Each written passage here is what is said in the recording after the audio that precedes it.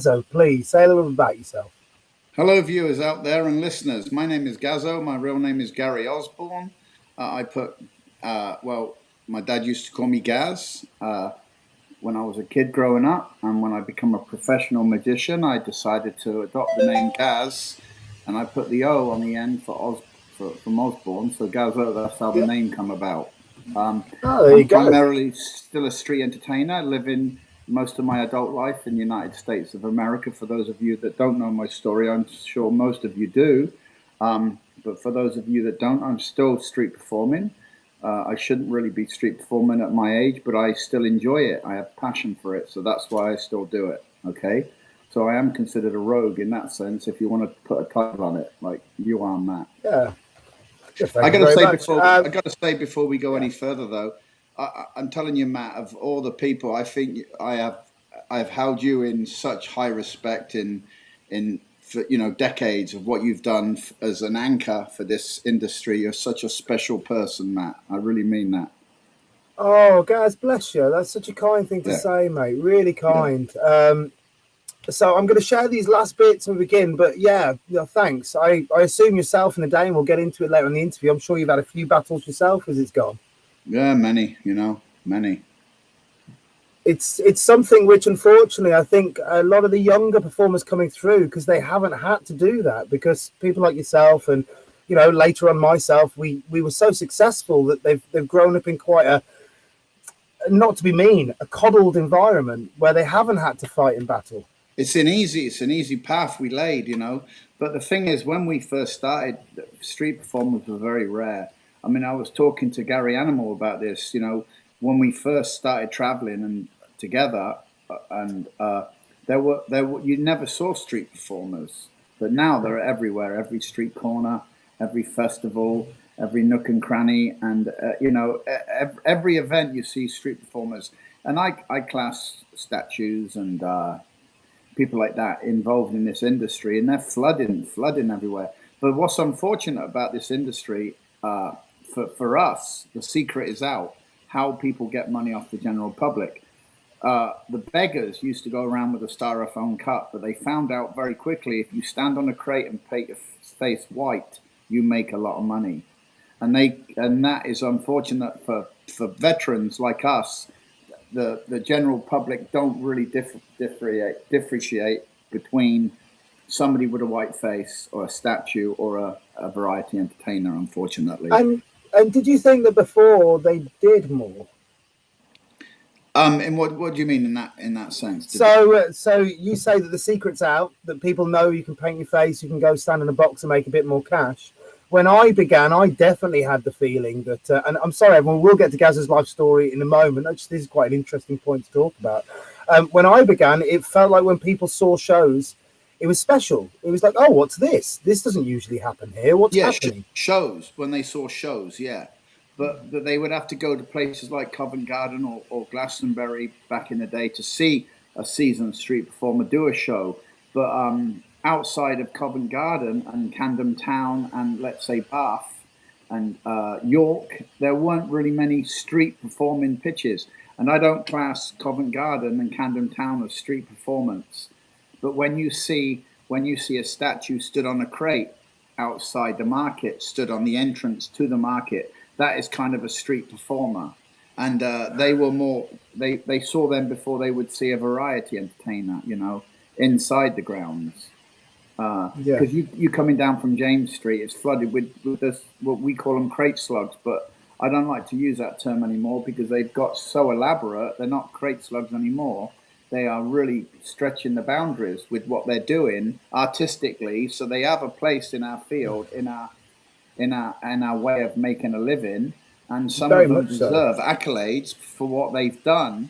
But unfortunately, like I say, the secret is out. The general public don't differentiate between somebody like myself, somebody like you, and then somebody that's stood on like in a grizzly outfit or a clown outfit, suspended 6 feet in the air.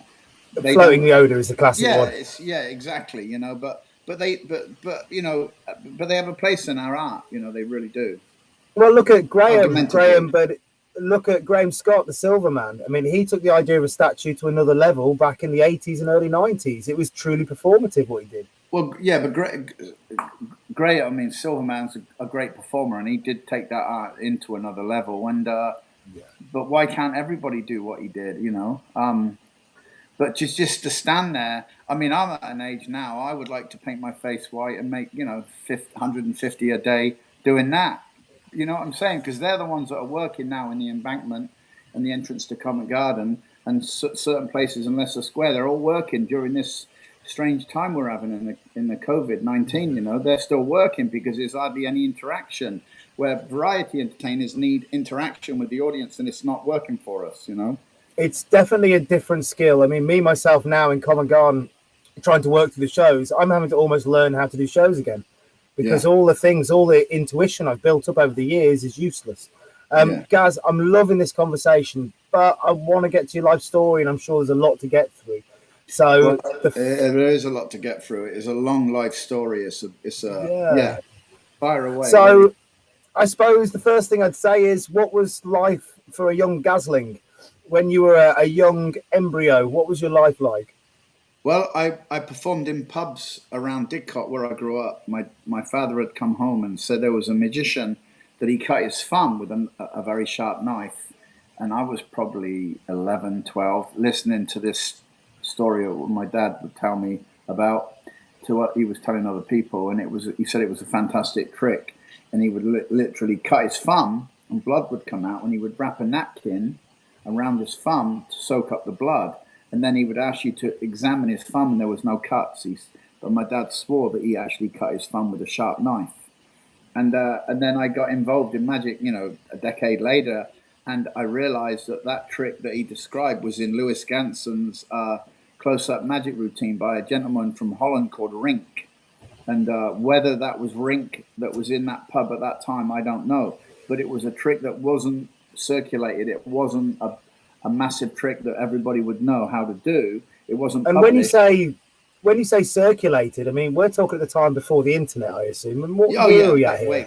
That was probably 71. So when you say circulated, this is circulated would be 100 people in the country, maybe 150, 200 people in the country. Well, what if you reach the point of circulation. What I mean is an effect is circulated around amongst a fraternity, like working magicians. They would adopt certain routines and certain tricks. So that trick wasn't circulated because I'd never seen it before or heard about it, even a decade later. Yeah. So and were you a theatrical kid? Were you when you were in school? No. Were you in the plays and stuff? No, nothing like that. No desire for it. You never thought, I wish to walk the boards. No. Not even the slightest. Nope, not me. So what's the first instance of you performing then, or buying magic tricks and starting to actually engage with the field? Well, I sought that guy out in the pub, and I went up there and I sought him out. He would perform a show every Sunday, and I sought him out and I went in there, and because back then when you were a kid you could go into pubs, without adults, but you can't do that today. I was probably 11 or 12 years old. And that's how I got interested in magic and becoming very early wanting to be a professional entertainer. And I saw you found him, I assume. I found him and I saw his bit, and he would perform vanishing salt cellar or salt and pepper container. He would vanish that, and he would do a chicken out of a napkin, that old clown bit that we all do. And he would do the torn and restored wallpaper on the wall, and that's where I got that from. So, and he had these little pub bets and stuff like that, and he would just be around, and I learned a lot from him because he was a pub entertainer, but I can't remember his name or anything. And I think that. Do you remember how you felt? Do you remember how you felt being there, being a young man, seeing this stuff? It was magical. It was literally magical. It was great feeling, knowing that one day I would adhere to be somebody like that. It was. That was in your mind then. You thought when you saw him, this is what I want to do. No, I've had earlier accounts with people in London, the free card Monty guys and all that. But that's another story in itself for years Yeah, I mean, yeah, I go way back with things like that. When I used to go up to London, I was associated with a group of con men called the Cracker Parker mob, called the Tetleys. You know, as you know, Cockney rhyme is Tetley Tea Leaf, is short for thief. Yeah. My grandfather called me. He said they call me a tea boy, and I thought tea boy meant like fetch the tea, but tea boy means a thief boy, and he said you better stay away from that group because they're teaching you how to thieve tea leaf. But I didn't know Cockney rhyme back then when I was younger, so he was a Londoner. So, Yeah. and that's how I got involved in basically how I control my crowd, and I developed a certain style of working with my style of performing magic on the streets, going close up and then pushing the crowd out to big platform shows and then big Yeah. circle shows. That's And how I that did. came from seeing these guys do the 3-card Monty and the way they work an Yeah. audience. Yeah, but it's not what you see today, because what you see today is a group of I don't like to label the group, but they're from Hungary and Romania, and they're hustlers, and they do it just basically one on one. They're trying to get like 20 quid off each person that lays a bet, you know. So they make 100 quid. That's a lot of money in their country. £100, I should say. That's a lot of money in their country. But back in the day, Cracker Parker, they were making thousands. Back in the day, you know. So it was an art. It was a beautiful art to And could behold. you set the scene a little bit of their stuff and how it worked and how they did it? Well, it was all about the con, giving the gentleman that was going to be ripped off the mark, as they say, was convinced that what he was seeing was fair play, but it's not. It's blatant thievery. The board tosser would have pebbled glasses on, like Captain Keno's glasses, you know, big thick glasses, pebbled glasses, because that way he couldn't actually see what was going on. So when they bent the corner up, the board tosser, the operator, couldn't see the bend, because otherwise, why? How can he not see the bend if the punters can see the bend, right? But also to stop the table talk from going, he had hearing aids in, you know, the old cable hearing aids, and he would wear Yeah. those. So every time he would give money to the player that won, he would shortchange the guy. The guy said, "No, that was 220s, mate," and he would give him like 210s.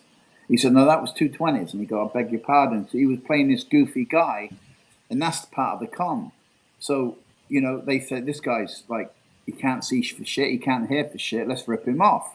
So the crowd are trying to rip off this guy who keeps winning, but that's the con. So they have their self to blame when they get ripped off. You see what I mean? Because Yeah. they're actually Yeah. trying to get the better of it as well.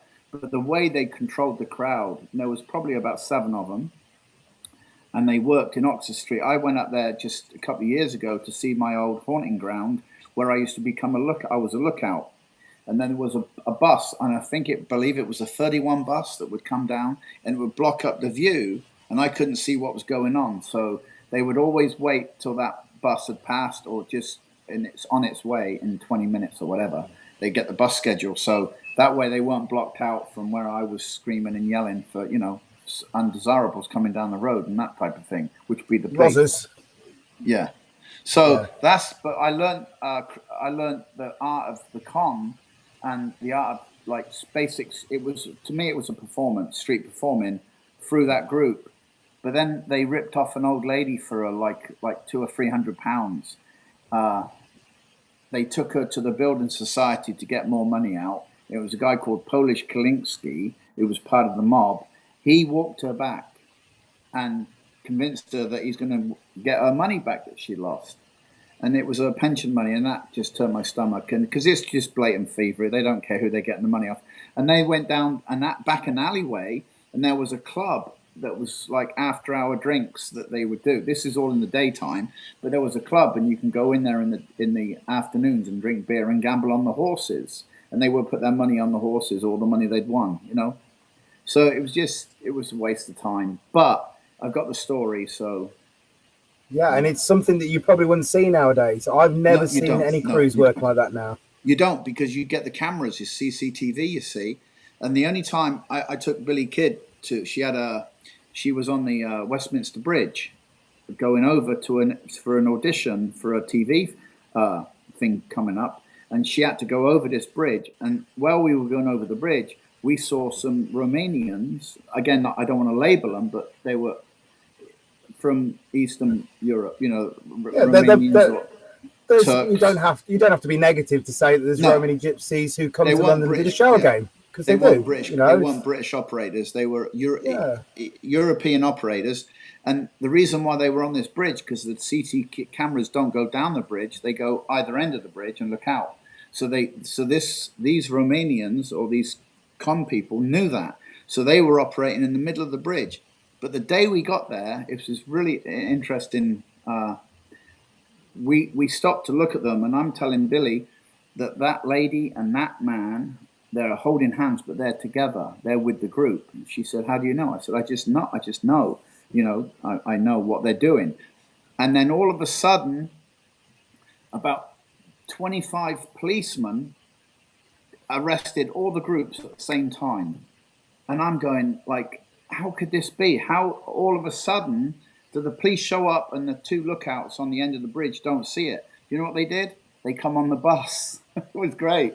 They come on the bus and the bus stops on the bridge. They stopped the bus and they all got off, and that's where they surprised them. And I was there that day when all three teams got arrested at the same time. And what are the odds? Because I've watched them a few times, and I like the trick they did, because I've seen them in the South Bank doing it, and they'll leave one of the group gets left behind to get nicked, and all the other guys will take the money and the gear and bugger off. Yeah. But obviously there's no chance of that unless they want to swim. Yeah, they've got it down to a science. It's just it's a con, it's a science, you know. Yeah. But it's blatant thievery, and I'm glad I'm out of it. I hated it. Yeah. But an interesting experience nonetheless. And so after that, you've seen the magic show in the pub, you've been working the shell games in Central with the guys, and you walk away from that because they've robbed this granny and it's just deplorable. Have you then gone back and started buying magic equipment and trying to learn stuff? No, I go back further. When I was 11 or 12, I got a falcon, a kestrel, you know, and I got interested in falconry, you know. We had a building called the Provender Building in Didcot, where I grew up, and it was an army warehouse for tanks and armaments and clothing to ship to the troops overseas. And this was like a warehouse full up of army gear. But it was after the war, 10 years after the war, in the 50s, it became unused. It was a place where rogues, kids would go and climb and get into trouble and, you know, smoke cigarettes. I never did, but that's what it was, a place for gangs of kids to go and hang out. And it was, but there was a kestrel nesting up there. And what guys did before me, they knocked the brick out. They took a brick out of the wall so they could get at the nest, because you couldn't climb to where it was. And a hand had come through to grab the IS's birds, the young birds, and they fell to the ground. And a friend of mine who just passed, his name was Lee Fleming, he picked up the bird and carried it back to where he was living. He was living 3 doors away from me.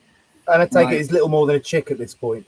It could, in another month, it would be flying. That's how it was, fully grown, but it had down in feathers on it, you know, like fluff feathers. But it was plump. It was just on the turn to being adult, basically. Basically, yeah. It was still an IS. That's the technical term, IS. But he opened it. I said, "What's that?" He goes, "It's a kestrel." And I said, "Show me." And he opened the jacket, and I fell in love with it. It had these black eyes, you know, and this curved beak, and it was just, and these talons had come out because it was trying to attack. You know, it was feeling very uncomfortable with human contact, and I said, "What you can do with it?" He said, "I don't know. Do you want it?" And I said, "Yeah, I'll take it." So I took it and put it in my dad's shed, and I had you know, when you used to mow the lawn, you had that little green thing that catches all the chippings in. I put it in that with some grass.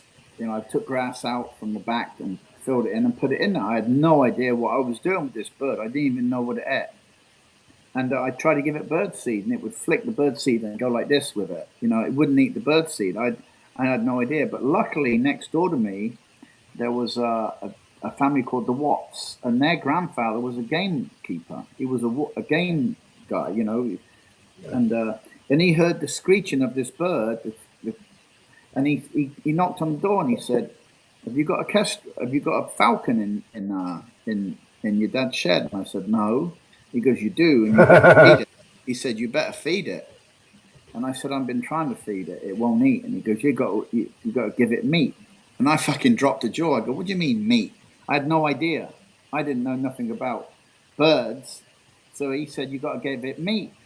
So I went to the butcher's and come back with some meat. He cut it off a shank of steak, and I brought it around. It swallowed the whole fucking thing, and I just dropped my jaw because I'd never seen a bird eat meat. And, you know, it's unheard of. And then I started to research and read up at the library about birds of prey, and this is how it come about. So then I needed to kill its natural food, and that was sparrows. So I needed to get an air rifle, and I become a very good shot very quickly, killing sparrows in and around the fields where I grew up with this air rifle. But then I got acquainted with the air rifle. As I got older, I needed it to be more powerful, to be more accurate. So my friend Mark Brogdon, who is still living in Didcot, he said, you know, let's go to London and stretch our springs to make them more powerful. He said, I know a guy told me there's a guy in London in so-and-so that can stretch the rings so it's like 4 pounds a square inch. We can do it for 12 pounds per square inch, which makes it ultra more powerful. And he goes, but we got to do London to get it. And we got to go there, and we have to go take the guns, the air guns, in bags, leather bags, to London. And as we got out at London, I get out at Waterloo to change trains, and we have to go across the road or to catch a bus. And as we go across the road, we encounter this guy who's selling flowers and fruit. And he says to me, get here. He said, get those guns underneath that stall right now. You're getting in trouble. And I said, no, because they're covered up. And he said, it don't matter. You can't go around this area with an air rifle, a rifle, he said. I said, but they're air rifles. He goes, it don't matter. You still can't do it. They'll arrest you, and they'll confiscate your guns. So get them under here quick. So, and his name was Buster Edwards, who come from the Great Train Robbery. Buster, you know. Wow. Yeah. And wow. He was on work release. He told me, I used to go up and see him quite a lot when I was a kid. And he said to me, he's on work release. They let him out of jail early because he couldn't get a job, and he had no driving license, no passport. He couldn't leave. He could never get a job because of what he did in the Great Train Robbery. He said, but in 2 years' time, they're going to let me out. But right now, they're letting me out on work release. So they get on good behavior. And he had a flower stall in Waterloo and also selling fruit. But I was doing some one-handed cuts with a deck of cards. They were bridge cards. Big enough for my hand, because my grandfather had bought me a book called Phantoms of the Card Table. He used to go gambling a lot, and I told him, I said, next time you're in London, can you go and buy me a magic book? Because I was interested from the guy in the pubs and all that, right? That's how it all come about. So he went to Davenport, which was opposite the British Museum. It's presently closed down, and they actually sold their location and went to the Charing Cross under there. That was the magic shop there, which is again closed down. But when it was open, it was opposite the British Museum, and he knew there was a location there. So he went in, and the guy there sold my grandfather a book that was popular, making the rounds, and it was called Phantoms of the Card Table. It was 1969 it came out. And when I said, go buy me a book, so this was probably a few years later when it first came out, when it was a popular book. So he thought it was for my grandfather. So he sold the book to my grandfather, and my grandfather in turn gave it to me. But I couldn't read this book, but I got my sister to read bits and pieces out of it. And it fascinated me about a famous card man called Walter Irving Scott, who was considered the Phantom of the Card Table. And I had that book when I went to London to get my air gun stretched. It was sticking out of my patch. Remember the trousers? How old are you, Matt? You're probably 10 years. I was born in 84, mate. Oh, you're way younger than me. I was born in 1960, So we back in the day we used to have map pockets called patch pockets. They were big pockets on the side of your trousers, and they were army trousers, and they were for maps. So if you go on excursions, you'd have a map, and you kind of like cargo trousers. Similar like that, but on long trousers. You know, they were like flared and And that was the fashion. And I kept this book, and it was sticking out a little bit. And I was doing the one-handed cuts, and I used to practice them with the bridge cards. You couldn't get poker cards then. And he said, "Oh, you should go and meet a friend of mine up in Oxford Street, and he might like to see you." And I go, "Who is it?" And he goes, "Oh, his name's Cracker Parker." But his real name was Al Parker. I found out after, same as the director, Al Parker. So I go up to see him, and I had actually bet £5 of my money on that game, and I'd lost, and it was a lot. It was £5 was a lot of money. But then it was Polish Kalinski tossing the cards, and Al Parker come up to me. It was kind of like rainish, and they had an umbrella above the board tosser. I remember it was raining. He said, "How much do you lose, lad?" I said, £5. And he goes, "Polish, give me his £5 back," because I was a kid. They're not there to rip a kid off; they're there to rip businessmen off. So he gave me the £5 back, and my eyes light up. I was like, "Oh my god, I got my money back!" And he goes, "You don't want to ever get involved in this, mate. It's racketeering." So anyway, I've met them months before and lost money, but then I meet with Buster Edwards, and he tells me to go and befriend him. So I go to there, and I said, "You don't remember me, but I put money on a card about in the summer, and you ended up giving me the £5. And he said, "That wouldn't happen." And I said, "Well, it did, because I got the £5 back." But he didn't remember. He said, "We're here to make money, not give it away, mate." And he said, "What do you do?" And I said, "Well, the guy at the Knightsbridge, Waterloo station, said I should come meet you." And he said, "Oh, that's Buster." And he goes, "Yeah." And he goes, "Yeah, he's going through a hard time, etc." And I didn't know nothing about the train robbery back then, and they didn't go into details. And he said, "Okay, what do you do?" And I just tell him, he said I should like hang around with you. And he said, "Well, can you look out? Do you know what a policeman looks like?" I said, "Yeah, I do." And he said, "Go across the road and give me a whistle." And that's how it started. And they would pay me like £2 for the day, And then there was a big article in the newspaper about Cracker Parker's mob fleecing thousands and thousands of pounds each week, right? And there was a big article in the Daily Mirror or the Sun, and my father had said, "You've been doing this trick," because I imitated them, in the pubs. To me, it was a magic trick, but and I was duplicating what they had shown me, And my father said, "This trick you've been doing, look at this," and he showed me the newspaper article. There was a big article about don't get involved in it because it's a scam. And there was a picture of me stood by Cracker Parker. Someone had clicked the picture that day, and there's a young picture of me. And David Britlin's been trying to find that article for years, because my father said, "Look at this. This is all about the article." And I'm like, "Oh my God, there's me. It's fucking me in the newspaper." But you didn't know it was me unless I pointed it out. If I said, "Dad, that's me," he'd said, "No, it weren't." But it was like, oh, it all come together. So that's how I got involved in the magic, basically, and the scams and the con games, and I was fascinated with it. But it was horrible. It was racketeering. It was blatant thievery. Yeah. And so when you left, when they robbed this old lady, what did you do then? I left and I went back to Oxford, and I started wanted to become a street performer. So I started street performing in and around Oxford, in the Cowley Lane. It was the Cow Lane Market in Oxford, and I would perform outside this market. And I got permission from a guy that sold Levi jeans if I could stand outside his shop, and the crowd become too big, and I had to be moved on, and he wouldn't let me do it anymore. So I learned very quickly to control. Just to drag back a little bit, mate. What was the first show like? That first day you went out there to do a show? It was great. It was great. Did you have an idea of what you're going to do? Did you do the shell game like you'd seen before? I did. I did Free Card Monty. And I also did Cups and Balls very early, and I did a Vanishing Candle, and some stuff with a thumb tip. Nothing great. I didn't know how to work a crowd, but I held my own. I was very good, and I felt comfortable doing it. And the very first show I ever did was really good, I must say. Very first show I ever did. Yeah, I was very, very. You weren't nervous. You weren't never, at that point. I've never been nervous performing in my life. I don't even know what it's like to be nervous.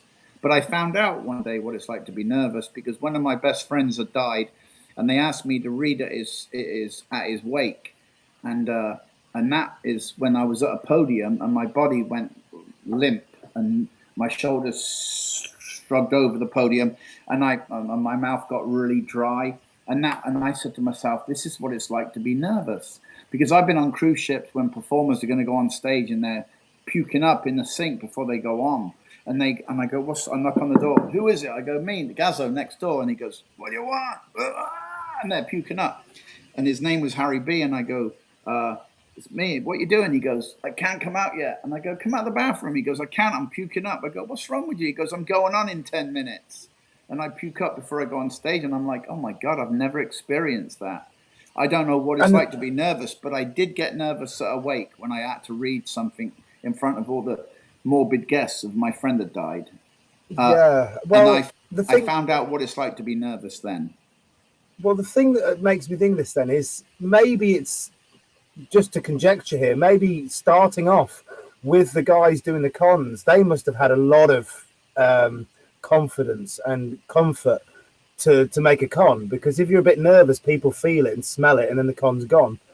So did that have anything to do with it? No, I was too young to appreciate what they were doing. I was really too young. I look back on it now and realize it was blatant thievery. I knew that when they ripped the old lady off, but nerves didn't ever come into it. No, that's nothing to do with it. It's just, I think I was very natural performer, very natural and comfortable in front of a crowd. I've never ever been nervous or even apprehensive, even like unsure of myself. You got a problem with the headphones? Yeah, I've got to turn my headphones off, mate. I've got screaming at me. 1 second. You just carry on, mate. I'm going to sort this out. Yeah. So that's no. I've never never knew what it was like to be nervous. Even dry mouthed is a horrible feeling. And I feel for people that go on stage and they puke up before they go on stage, or they start parading like they're in a prison cell, rehearsing lines and a bit like that. I don't even have a set routine when I go out. I don't even know what I'm going to do. I just wing it. I just go out and do it. You know, I've actually written things down on a microphone stand when I was doing cruise ships, I must admit, but they were just jokes that I thought might work on when I was on the cruise ships. They didn't, you know. You're good? I'm all back, mate. I'm back with you. So you've gone and done your first street show in Oxford. You've got a feel for it. The show's gone reasonably well. Do you go back and then begin scouring through magic books and trying to prep and trying to construct a show, or do you learn on the street and just keep banging shows out? I went up to Blackpool, and there was a guy up there. I went on holiday with my girlfriend called Wendy, and we ended up going to the pier, and there was a magic shop on the pier, and they were more jokes because they were selling to tourists, like visiting English tourists, you know, from all over England. And they were selling just like chewing gum snappers and fart powder and stuff like that. But then the guy said, if you're really interested in magic, you should go to this place here. And the guy's name was Murray Waters. And he was an Australian escape artist. But he was very, very well known in the day. And he retired and he was friends with Cam Brooke, who owned a place in London, in Wardour Street, you know, Soho area. And so I ended up going to see Cam Brooke as well, and then meeting Martin Breeze and all these shops. And my knowledge is, I mean, I had great knowledge when I was very young because I would sort people out. I would go and actually hear of somebody. I would go across the country and meet them, knock on the door. I had balls when I was a kid, you know, and they didn't know who I was, but I would take a train up there and just, on the account that they would actually open the door and welcome me in, and most of them had done that. And so I had balls to go and visit people that I had heard about, just for the knowledge. And you were driven. Yeah. You were driven. It sounds like you were passionate about magic. Yeah, very much. Yeah. And meeting people was the best part of it, hearing their story, you know. So Murray was an old veteran. He come from Australia, and he apparently Val Andrews wrote a book about him. Called Murray, the amazing traveling accounts of Murray Waters, an Australian escape artist. And he he took me under his wing, and I used to go back to his house and have a cup of tea and all this, and he gave me books that people would sell books to him that were used, and he'd say they're not worth anything, so they would take books that he couldn't sell in his magic shop. He would give to me, and he would mail them down to me, and I had all these books when I was very young for nothing because I never had any money. And I get all these Vernon books, and I knew all these big names that I would read about. So when I went to America, when I decided to go to America, I would meet all these guys, Charlie Miller, Percy Diaconus, same way I was meeting them in England. I would knock on their door, you know. How old were you then at that point? Have you reached 18 by the point you've gone to America? Or is America? I was 16. I was 16 years old, still performing in Oxford, in the High Street, Oxford High Street. Only on a Saturday, because you couldn't do it in the week. In Saturday, you don't see a lot of policemen for some reason. But in the week, when it's slow, you see policemen parading. But in Oxford, it was because it was illegal. You couldn't bus then. You know, everywhere was illegal. Or was it not tolerated? Not tolerated. Not tolerated. Yeah. But so it was up to the officer on duty whether he could ask you to stay or leave. It was up to him, and. I think once they found out that you're really no bother, they wouldn't bother you, that type of thing. Once you're part of the furniture. And I was always respectful to older people. I grew up to be like that. So if a policeman would give me a lecture on about what he's doing, I say I could escalate the problem right now and call him a cunt. You know what I'm saying? Or I could just say, okay, I'll just move on. And I realized by moving on, and being respectful, it helps in the long run. You see what I mean? And instead of being confrontational like I am in my show, but that's the show, isn't it? You know. But I wasn't confrontational to people of the law or people that were older than me, like a bar owner or a club owner or a restaurant owner. I would be respectful for them and it helped me that way for my career later on. I understand.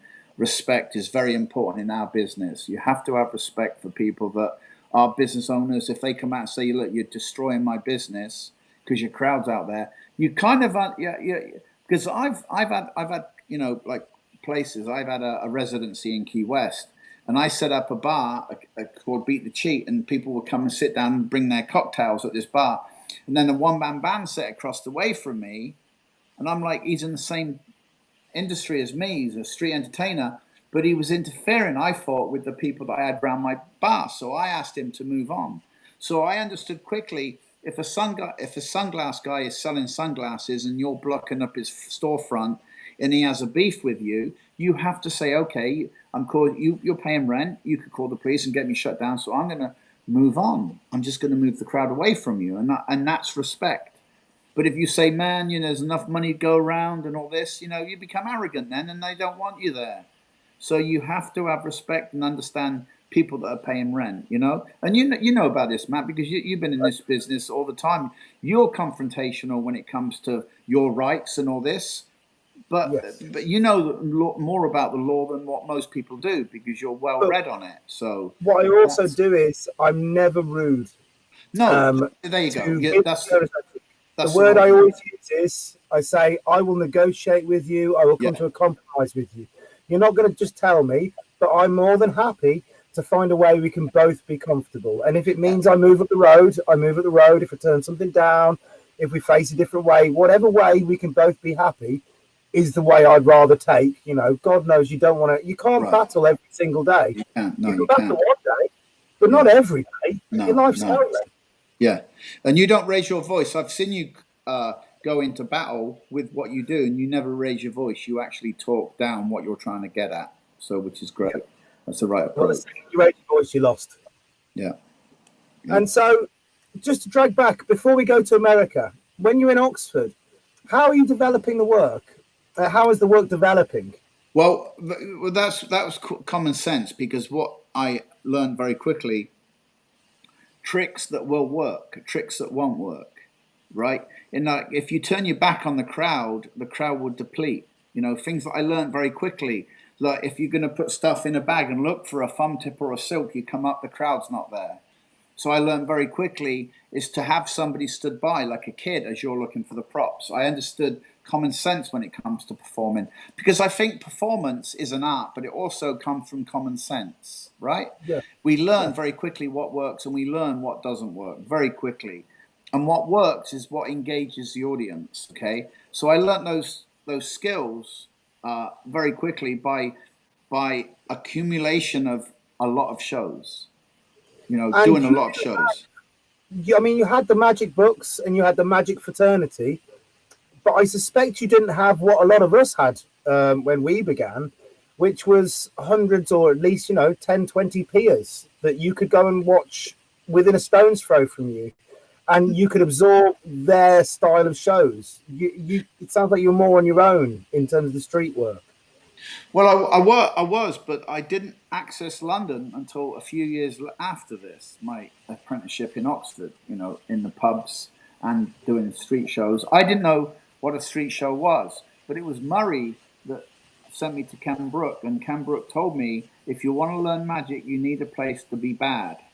Ken Brook said that to me, and he said the best place would be street performing because you get a different audience all the time. And if you have a residency, I told him I worked the pubs, and he said if you have a residency, the audience can stay the same, and that was my problem. The audience were the same, so I had to come up with a lot of tricks, a large repertoire, because the audience were the same people in the pubs every Sunday. So, but when I started street performing, it was like different kettle of fish. It was like, it was the best audience in the world, because the worst audience in the world is the same audience. The best audience is an interchanging audience, and that's why street performing works, because the audience are changing constantly, and especially in resort towns. I learned very quickly, if you want to excel in this business, you need to base yourself in a resort town where each week a bus load come in and come out. A plane load come in and come out. Backpackers come in and come out. So every week, every day, you're getting different audiences. And the next week, you're getting like Italian week, Greek week. You're getting different, and that's at a resort town.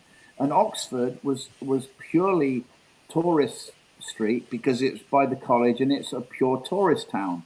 So then I realized very quickly that to make it work, you need to go to a tourist town. And that is when I decided to move to London. And that is when I ended up going to Covent Garden, because I lived on Finchley Road. Jerry Sadowitz stayed at his mum on the Finchley Road in a block of flats. And me and Jerry become tight. And he had actually gone to Amsterdam and saw Jim Cellini work, which I had never met. And when I went to Spain, Ibiza, to street perform, he had come to Covent Garden. I was jealous because I wanted to be the king of Covent Garden, but Cellini came and he was annihilating everybody, and every magician said he was the greatest. So I wanted to be like him.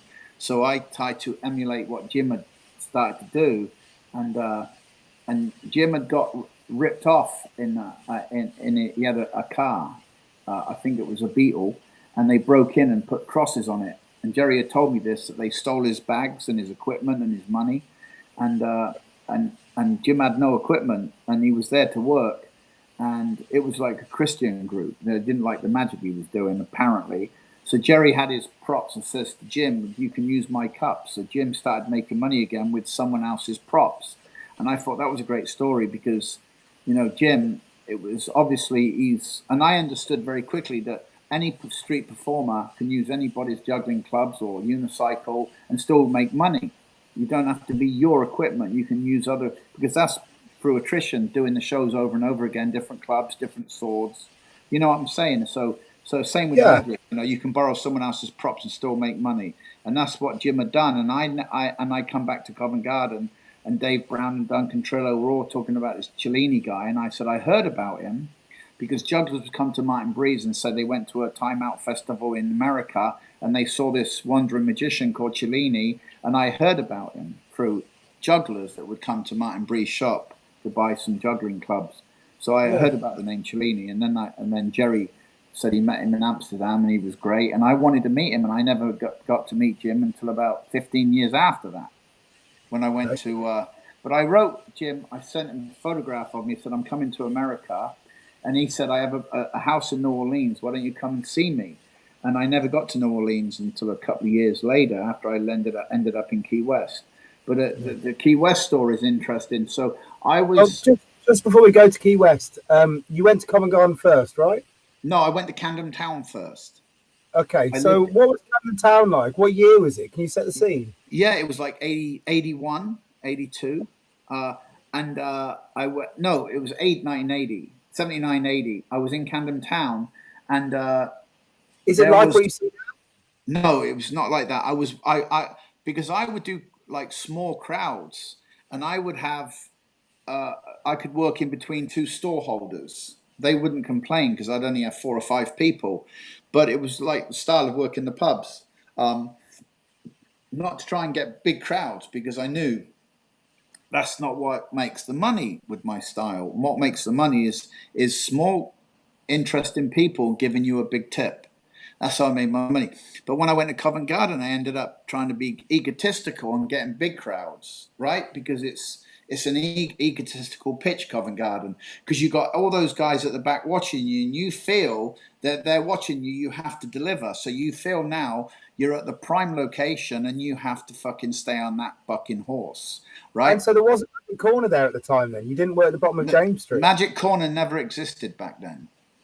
Okay. And so what was it like when you went to Covent Garden? Were the people nice? Were they friendly, welcoming? Oh yeah, it was Dave Brown, Chris Linan, but Chris Piss back then, Chris the Piss, and there was Harry Pavarotti, Andre Vincent, and there was John McKenna, who was Punch and Judy guy, but also doing the Underwater Bucket Escape.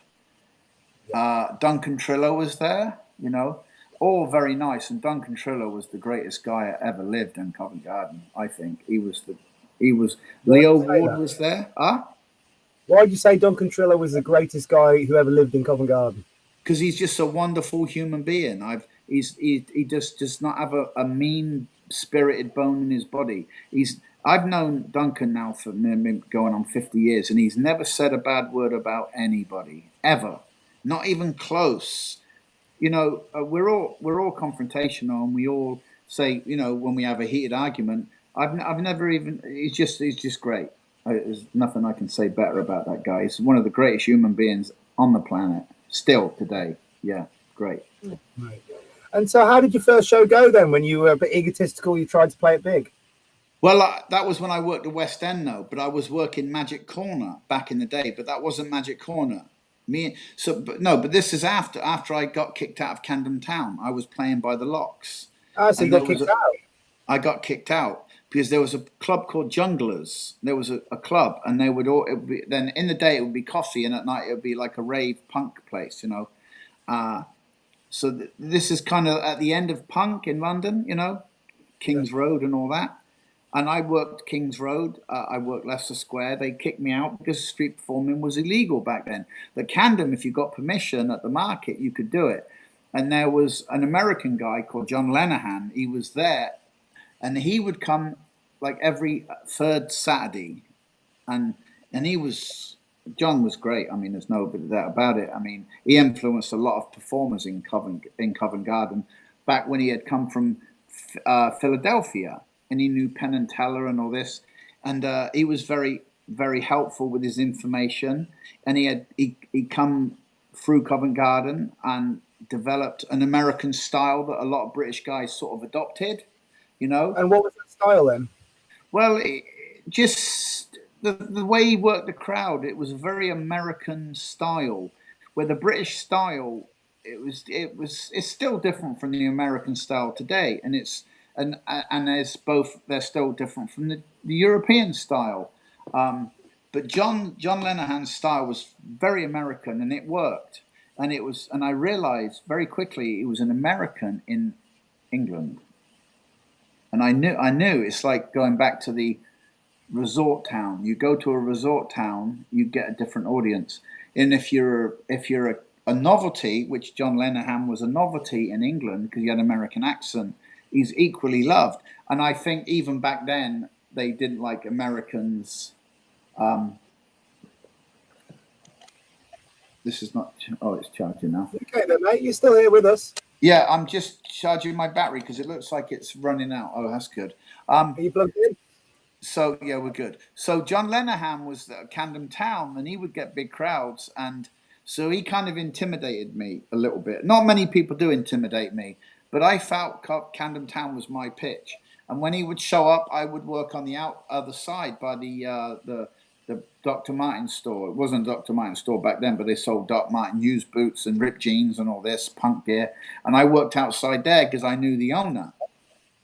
But when John Lenihan wouldn't be in Camden Town, I'd go and work by junglers. And a traveling performer come in, and his name was Artist. And he was a spoon guy. And he would play spoons and do Cat's Cradle. And he had a style where he would perform barefoot. He would take his socks and shoes off because he was a hippie.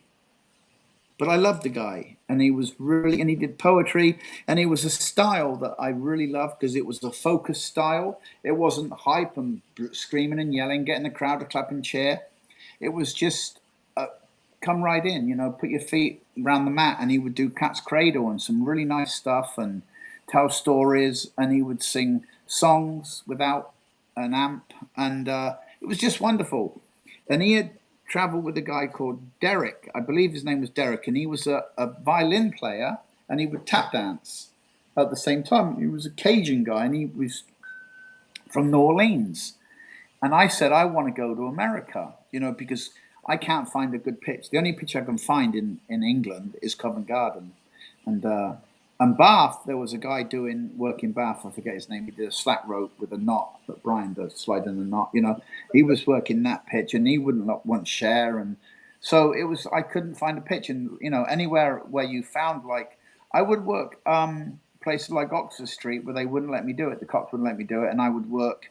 There's another. Is it Brown Street? Brown Street behind Oxford Street. It's a very ritzy area. Rolex watches and Amigas. I don't go to that side of town very often. Yeah, and it was. I worked there, and I made a killing. And then a red-headed cop come up with zits on his face, and you can't do it here. And so I was getting rejected and pissed off. And did you never dive? Did you never do the kind of the Del Boy of have the suitcase, close the suitcase, run off? Nah. But I met a lot of those guys, actually, that Cracker Parker apparently trained. They all knew, all the pitchmen knew Cracker Parker. He had a contingent of all those people that, selling the fake jewelry and wrapping them up in silver, in paper, and putting the little fish in there. And, and all the patra, I found it fascinating. But apparently Cracker trained all them. So I can believe there's usually a next connection with this kind of stuff. Yeah, and just before we go to America, because I get the feeling we're going over the Atlantic very soon. Yeah, Covent Garden didn't work for you then. Sorry? Covent Garden didn't work for you at the time then. No, I tell you why. Okay, because what you do is you line up. It was a system they had adopted, and I had to adopt. The system was I would have to line up, and I never got big crowds. But if I got a West End pitch or an indoor pitch, the indoor square plats a bit. If I got one of those slots, it's a half-hour slot, but I would do 3 shows in that half hour, right? If I could pull a crowd quickly on the indoor or the outdoor. But it wasn't, sometimes the draw in Covent Garden back in certain times of the year, it was slow. So I would only get 1 slot, okay? And that meant 1 show. And the only way you do good is if you pull a big crowd. And I was not pulling big crowds there. So I asked people like Keno, right, and Chris and Alex and Chris Lynham if I could do a show in the corner, and I wouldn't get my crowd clapping and cheering and try and steal your crowd as you're working. And egotistically, Keno would have to say yes, because if he said no, then I'm like, well, you're scared of me, dude, So he would say, yeah, you can work the corner, Gaz, no problem. And it worked because I would never try and hype my crowd, scream and yell, because it would be quiet, because I knew that if I could keep this system up, I could work as whoever was on the West End. If Keno let me work, because Keno was the greatest over there, as you know, everyone knew that, and he still is. But not now, but you know what I'm saying. But Keno, I'm still corner of the pitch. He's still there behind the pitch, giving the young'uns advice. Yeah, of course he is. And they should listen to him because he's got the best advice for anyone. So anyway, I would ask Keno, and Keno will tell you this. I'll say, Keno, can I do a show in the corner, you know? And he'd go, yeah, go ahead, Gaz. So when I would ask somebody like, who I don't know, say Ozzy will say, well, I say, well, Keno don't mind if I go over there. Would you mind? And he'll say, well, if Keno don't mind, then I don't mind. So it become like a thing that I could work, and that's how I conned performers into letting me work the corner. And it was where those wooden sluts were, you know, all the way over. If you're looking at the pillars, King Street. Right. Yeah. So I would work over there, and it was fine. But then management come out and stopped me and said, you know, this is not happening because it's becoming a pitch. Work over on the corner, and they called it magic pitch. But it wasn't magic pitch, but it was known as magic pitch after a while. And that is where I worked with Jerry. Me and Jerry would go over there and work there, and we would come there in the evenings. But we didn't know the timeline to work Covent Garden because after 7 o'clock, it's not really good, Magic Corner. You know, you have to do it on a Saturday afternoon. Bit boozy. Yeah, you see what I mean? So, and that's the problem with English audiences. I never could adopt the English audiences because of the drinking problem. It's a drinking nation, right?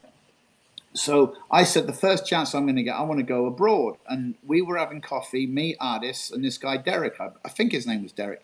And he said, why don't you go to Key West? That's what he said to me.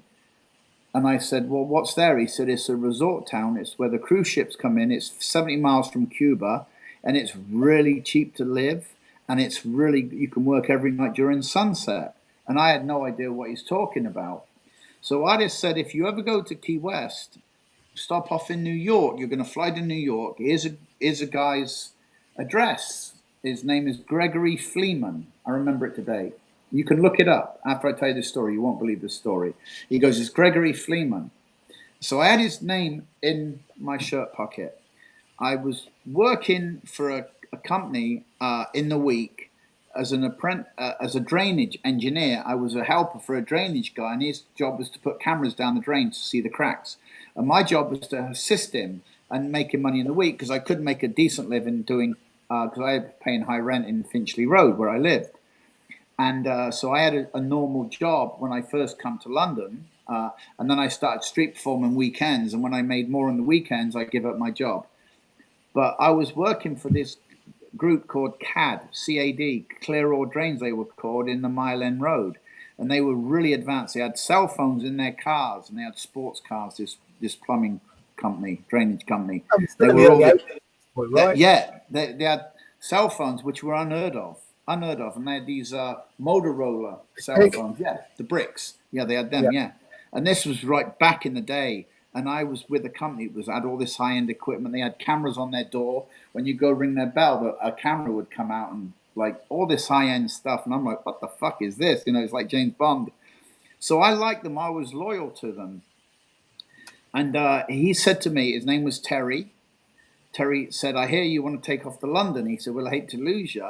So he gave me $1,000. He said, put that in your pocket. And that was a lot of money back then. I said, thanks, Terry. That was really, really a lot of money, you know.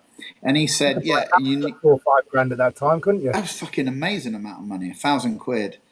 And then they bought my tools off me and you know, they had a little party for me. And I wrote I did a magic show for them. And they paid me for that. So I ended up getting about 2.5 grand. But I spent that before I ended up going to America. I just spent it, you know. Loads of money. Yeah, I was drinking beer and, you know, so anyway, loads of money, yeah. So just before you get to America, are you doing the show that we all know you for doing at this point? Basically, no. I was doing just gags and gags and card tricks. And that show developed the week I got to America, the big cup and ball with the melon and all that. Yeah, I have to tell you how that come about. So anyway, Artist the Spoon guy, who was quite famous in America, he had come from Seattle, and Soundgarden, you know the band Soundgarden. I know the band Soundgarden. I was a grungy kid in my youth. Well, they wrote a song about Artist the Spoon Man. Spoon Man, remember that song? I don't, but I'm going to check it after this interview. Yeah, now. Check it after that, and it's about Artist the Spoon Man, and he was friends with Tom Noddy, the bubble guy. Tom Noddy, the bubble guy, who was on Paul Daniels' magic show. No, The guy I that don't know the guy. revolutionized bubble magic. He's the hippie, and they're all good friends of mine now. Baby Gramps, Tom Noddy, artist, all these Johnny Fox, all these veteran style of performances in the Renaissance work, which I worked for a few years when I first went to America. It's all the traveling artists that go around different states doing outdoor shows, and It's like the American festival scene, no? The Renaissance fairs. Huge, yeah. So I got involved in that. So anyway, artists had given me this guy called Gregory Fleeman, and he said, give him a call. He's a street performer. He plays guitar, and he lives in Greenwich Village, which is you can go to work. And they told me the places you can go to work. So I go over with, and I only had a couple of £100 on me. And I had sold everything in my flat, but I owed money to people and stuff like this. So the money got settled. And I only went home with a couple of £100. And I end up in America on this flight. Yep. And CAD, Terry's company had wrote me a letter saying, we don't want you to leave. We want you to come back. Your job's going to be here when you get back. Get your head together, have a good month's holiday and all this. And it was all bullshit. I got him to write that out. So if immigration see it, they say, no, you come over for a holiday. And they pay for the get their head together because I'm depressed, right? So they're reading this letter and they're going, we think this is fabricated. And I go, it's not. And they go, we think it is. And they wouldn't let me come in. And I told everybody goodbye. And I did the Keno thing and Nick Nicholas and drinking and goodbye, hugging. And now I'm going to be fucking put back on a plane back to England. I was so fucking angry. I bet you were. I somehow conned my way in to America. And I said, I can't remember exactly what I said, but I said something to convince them to let me in to finish my holiday. They said, how are you getting to Key West? And I said, I don't know. I'm going to get a ground bus. And Mark Russell, his dad owned a travel agency, Dave Britland's good friend, Mark Russell, and he owned a travel agency. And they sold me some ground bus tickets, like 30 of them, to go around around America, which I never used. But coming from England, going from Didcot to Swindon, it's like a fucking event. Your dad has to put driving gloves on. He has to iron his shirt. He has to get ready, and you get barley sugar for the kids. It's a big event. Yeah, it's a big event going 2 hours up the road, right? 2 hours up the road in America just doesn't even get you to the fucking McDonald's, So when I got to America, I'm going to go further. When I got to America, I said, I want to go to Key West. And they said, yeah, the bus will get there and so, and you get a seat and you're on the bus. And I said, when will I be there? They said, in about 4 days. And I'm like, oh.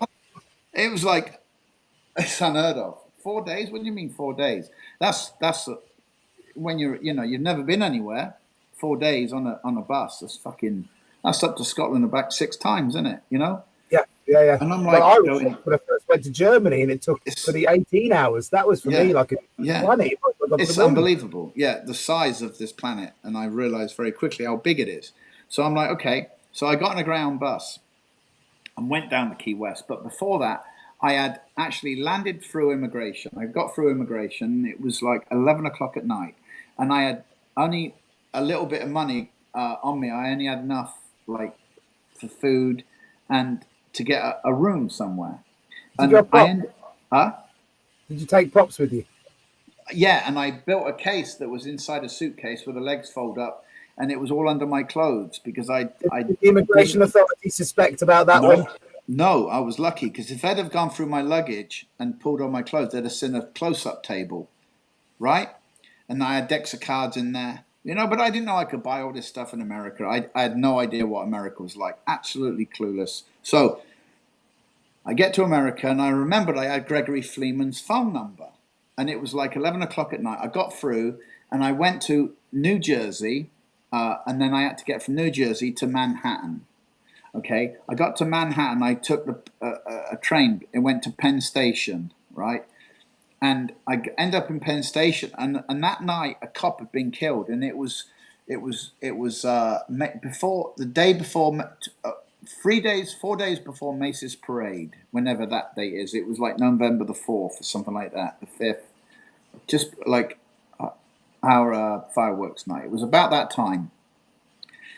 And it was pissing with rain. And I was tired and I'm jet lagged. And I go into this bar and I tried to phone Gregory Fleeman, but I didn't know how to use the American phones. Because in England, you put 10p in back then and you pick up the phone, you dial the number. But in America, you dial the number and then you wait for the operator to tell you how much it's going to cost. I don't know how to use an American phone, right? So I couldn't call Gregory Freeman. I had a number, but is that coming from England? Putting the money in, it's coming straight back out, and you're thinking, what? Things like that. I had no idea, right? And it's all foreign to me. So I go in this bar, and I said to a policeman had been shot in Penn Station, by the way. When I pulled into Penn Station, I had my 2 bags, my 2 suitcases, and I'm walking around, and I saw this policeman. He was about 7'6". I said, "Excuse me, do you know where I can stay for the night?" He goes, "Yeah, YMCA, 9 blocks that way." Now, 9 blocks, what does that mean? You know, because in England, you go, yeah, you want to go up to the newspaper stand, take a right, go about 25 feet, cross the road, and that's how they give directions, you know. They give you landmarks, but in America, 9 blocks that way. And apparently, he didn't have tolerance to spend time with me because a cop had been shot and murdered, and it was flooded with police, and it was hectic that night, I remember. Yeah. And did you feel unsafe? No, not at all. No, but I felt really intimidated because I didn't know where to go. I had no idea what I'm going to do, where I'm going to stay, right? And I couldn't release my bags. You know, you couldn't put them in lockers or anything like that.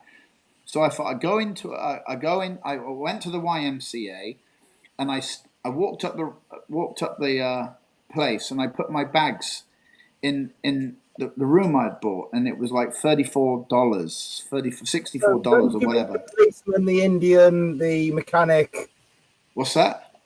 I said, when did you believe the policeman, the Indian, the mechanic? Yeah, exactly. Yeah.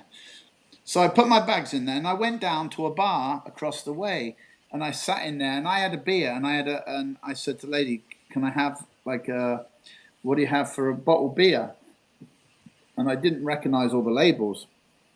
So she gave me a Moretti beer, an Italian beer. I remember it.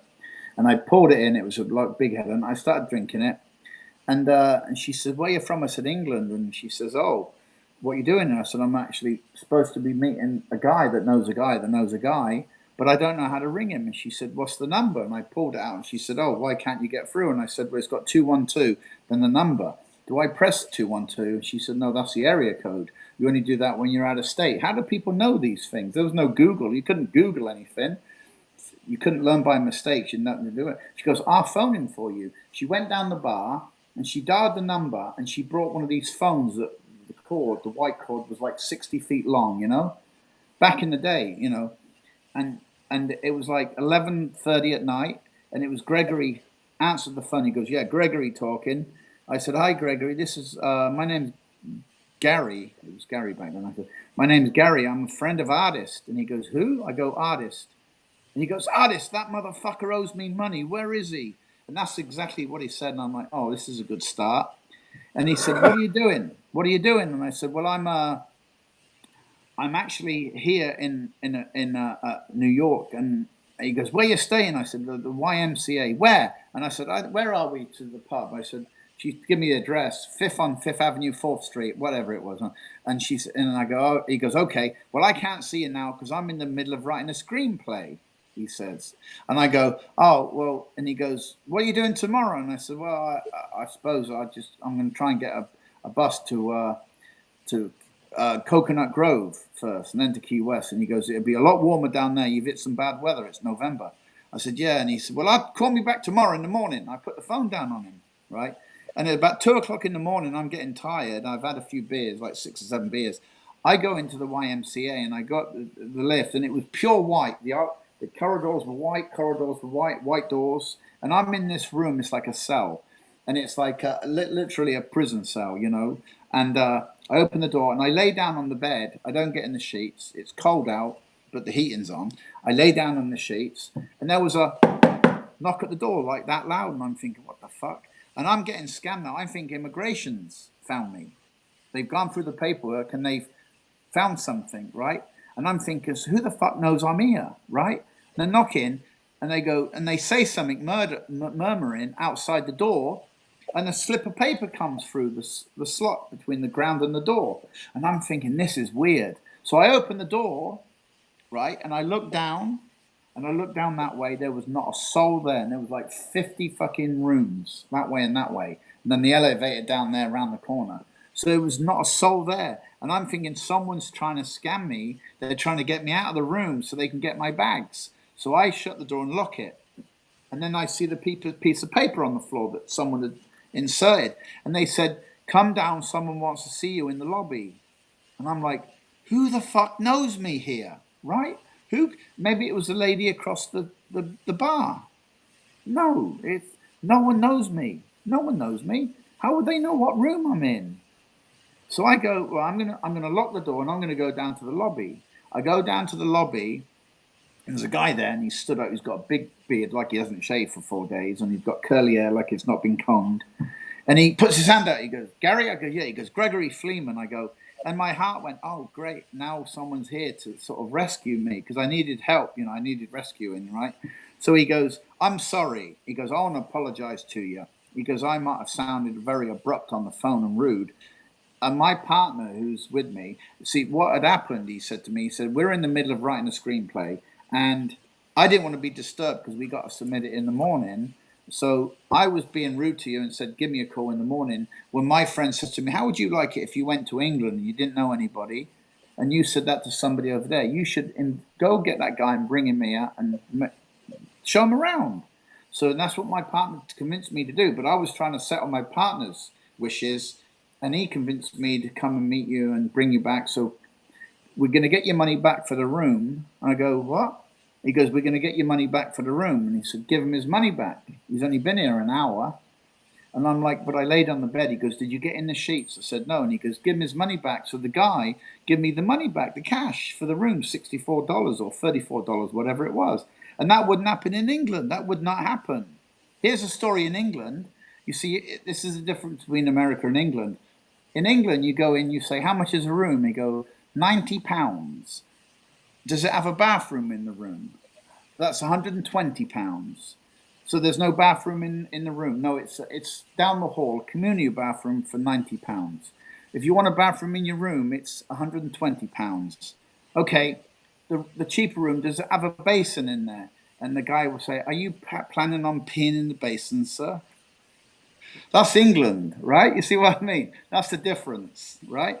So in America, I was used to being in England with that kind of scene happening, never getting your money back for something. You've bought it, you've opened the box, it's yours, You don't complain about a steak, The chef cooked it to his liking, it's yours. You ordered it. Yeah, but it was too well done. I wanted it raw. No, that's how it is. You just don't haggle. But Gregory is arguing with this guy, and the guy he's scared to death, and he gives me the money back. And I'm like, wow, what a great country. Right away, I got my money back, and I'm kind of rich again. So he takes me back to his place, and he said, lay down, you can stay here on the couch. There's a blanket. I'm going to finish the screenplay. And Gregory is telling me what the screenplay is about, right? Which it gets really interesting. And he's saying this. The mafia are chasing this guy, and this guy's a wizard with electronics, and he builds these little racing cars, and they go in the duct tin, and they put messages on it. He's asking for help, and his granny's died, and he's telling me all this stuff. And I'm like this, and I'm closing my eyes as I'm listening. I'm trying to be polite, but it's like 3 o'clock in the morning, right? And I'm really fucking exhausted, right? I've been up for 3 days and I'm falling asleep. He goes, look, I can see you're tired. Why don't you lay down on the bed and go to sleep? We'll show you around in the morning. I'll get you a big hot dog from this place. And I go, great, that's good. I'll see you in the morning. They stay up because I'm jet lagged. I keep waking up and I see him clicking away on the computer. It's a typewriter, not a computer, but a typewriter. So anyway, I keep waking up, falling asleep, waking up, foreign thing. And I'm feeling really happy. It's still raining outside, heavy rain. November, and he told me this what my plans are. So my plans is to get a Greyhound bus I got from Mark Russell, some tickets to take me to California. I want to see all of America. And he said, well, it's a long way down to Key West. So he said, but the weather's great down there. You'll love it. You only need t-shirts and a short. And I'm like, oh, I can't wait. He said, "How long do you want to be in New York for?" This is the night before I fall, And I say, like, I don't know, how long can I stay here? And he said, "I have a week here with me." And that actually ended up being 2 nights because something happened. That's another story. But I stayed with Gregory for 2 nights, and we went around to all the street performing pitches in New York. And I'm not getting a gift of it because it's cold and rainy. It's November. So I said, I really need to make money, and I want to get my way back to Key West. And he shakes my hand and he says, "Say hello to artists if you ever see him again." So I leave, get on a bus, and go to Key West. And I'm driving to Key West, and it's 150 miles from Miami of nothing. You're driving? So you got a car? No, I'm on a bus. Okay, I got you. I'm on a bus. I get off at Miami, and we have to change buses and get on another bus and my bags. And I get on a bus now to Key West, which is 6 hours from Miami. But it's only 150 miles. But it's a small bridge, 7-mile bridge, going down to it. And it's all shacks. It's all like Cuban shacks, basically, like rundown businesses that are like fishing pier, fish for food here. And it's like, I go, where the fuck am I going? I'm going in the middle of nowhere. I have no idea where I'm going. But this guy, Derek, told me, the tap dancer, told me to go to Key West. That's why I'm heading there. I went to Coconut Grove first. He told me Coconut Grove, but it may not be a scene anymore, and it wasn't. So I ended up getting back on the bus and going to Key West. I'm driving to Key West, and I get there. It's a monsoon rain. It's pissing with rain. How much do you have left in your pocket? $30. I got hardly any money. I spent money in New York, and I spent money coming down. It's 5 days on the bus from New York. Stop in, you go to Alabama, then you come to Atlanta, then you come down to Key Largo, and then you stop and you just buy sandwiches and food and drinks, and so I don't have a lot of money, but I'm not worried because I have a skill. I'm an artist and I can make money. So that was my main thing. So I get to Key West and it's a monsoon rain, and I hear about where you can perform Mallory Square. So I make my way to Mallory Square. But before I do go to Mallory Square, I got to cut you here.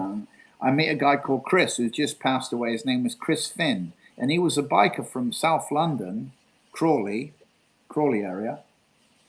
And he was like a biker gang, and he lived in San Francisco. And I had checked into a hotel called the Pegasus Hotel on Southwark Street, and it was the season. In 2 days, the season was going to begin, and it was like November the 16th or something like that. But in the 20th, the season would begin, and the rooms would be triple what they are now. So I said to the lady, all I've got is enough for one night, but if you let me pay half, because I want to go across the road and get coffee. And she let me. I talked my way into it. She said, pay half now and bring the rest later on. I said, my dad's wiring me some money from England. I'm just a bit short. And I made a cock and bull story. And she said, come back and pay the rest later. She was the owner.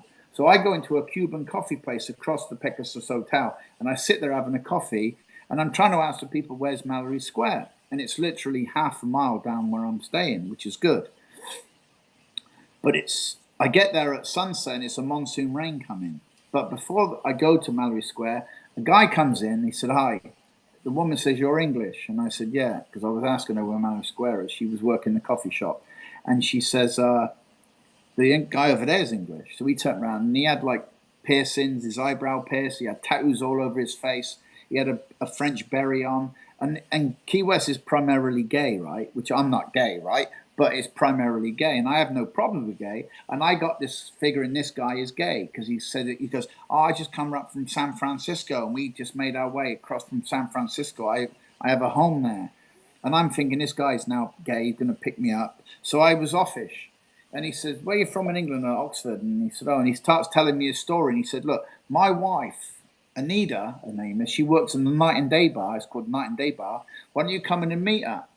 Later on, she works a sushi place after this morning bar. And then she goes to work sushi, and we can go around there and eat sushi for free. Do you fancy that? And I'd never had sushi before. And I said to this guy, Chris, now I know he's not gay, he's married, so I friend him.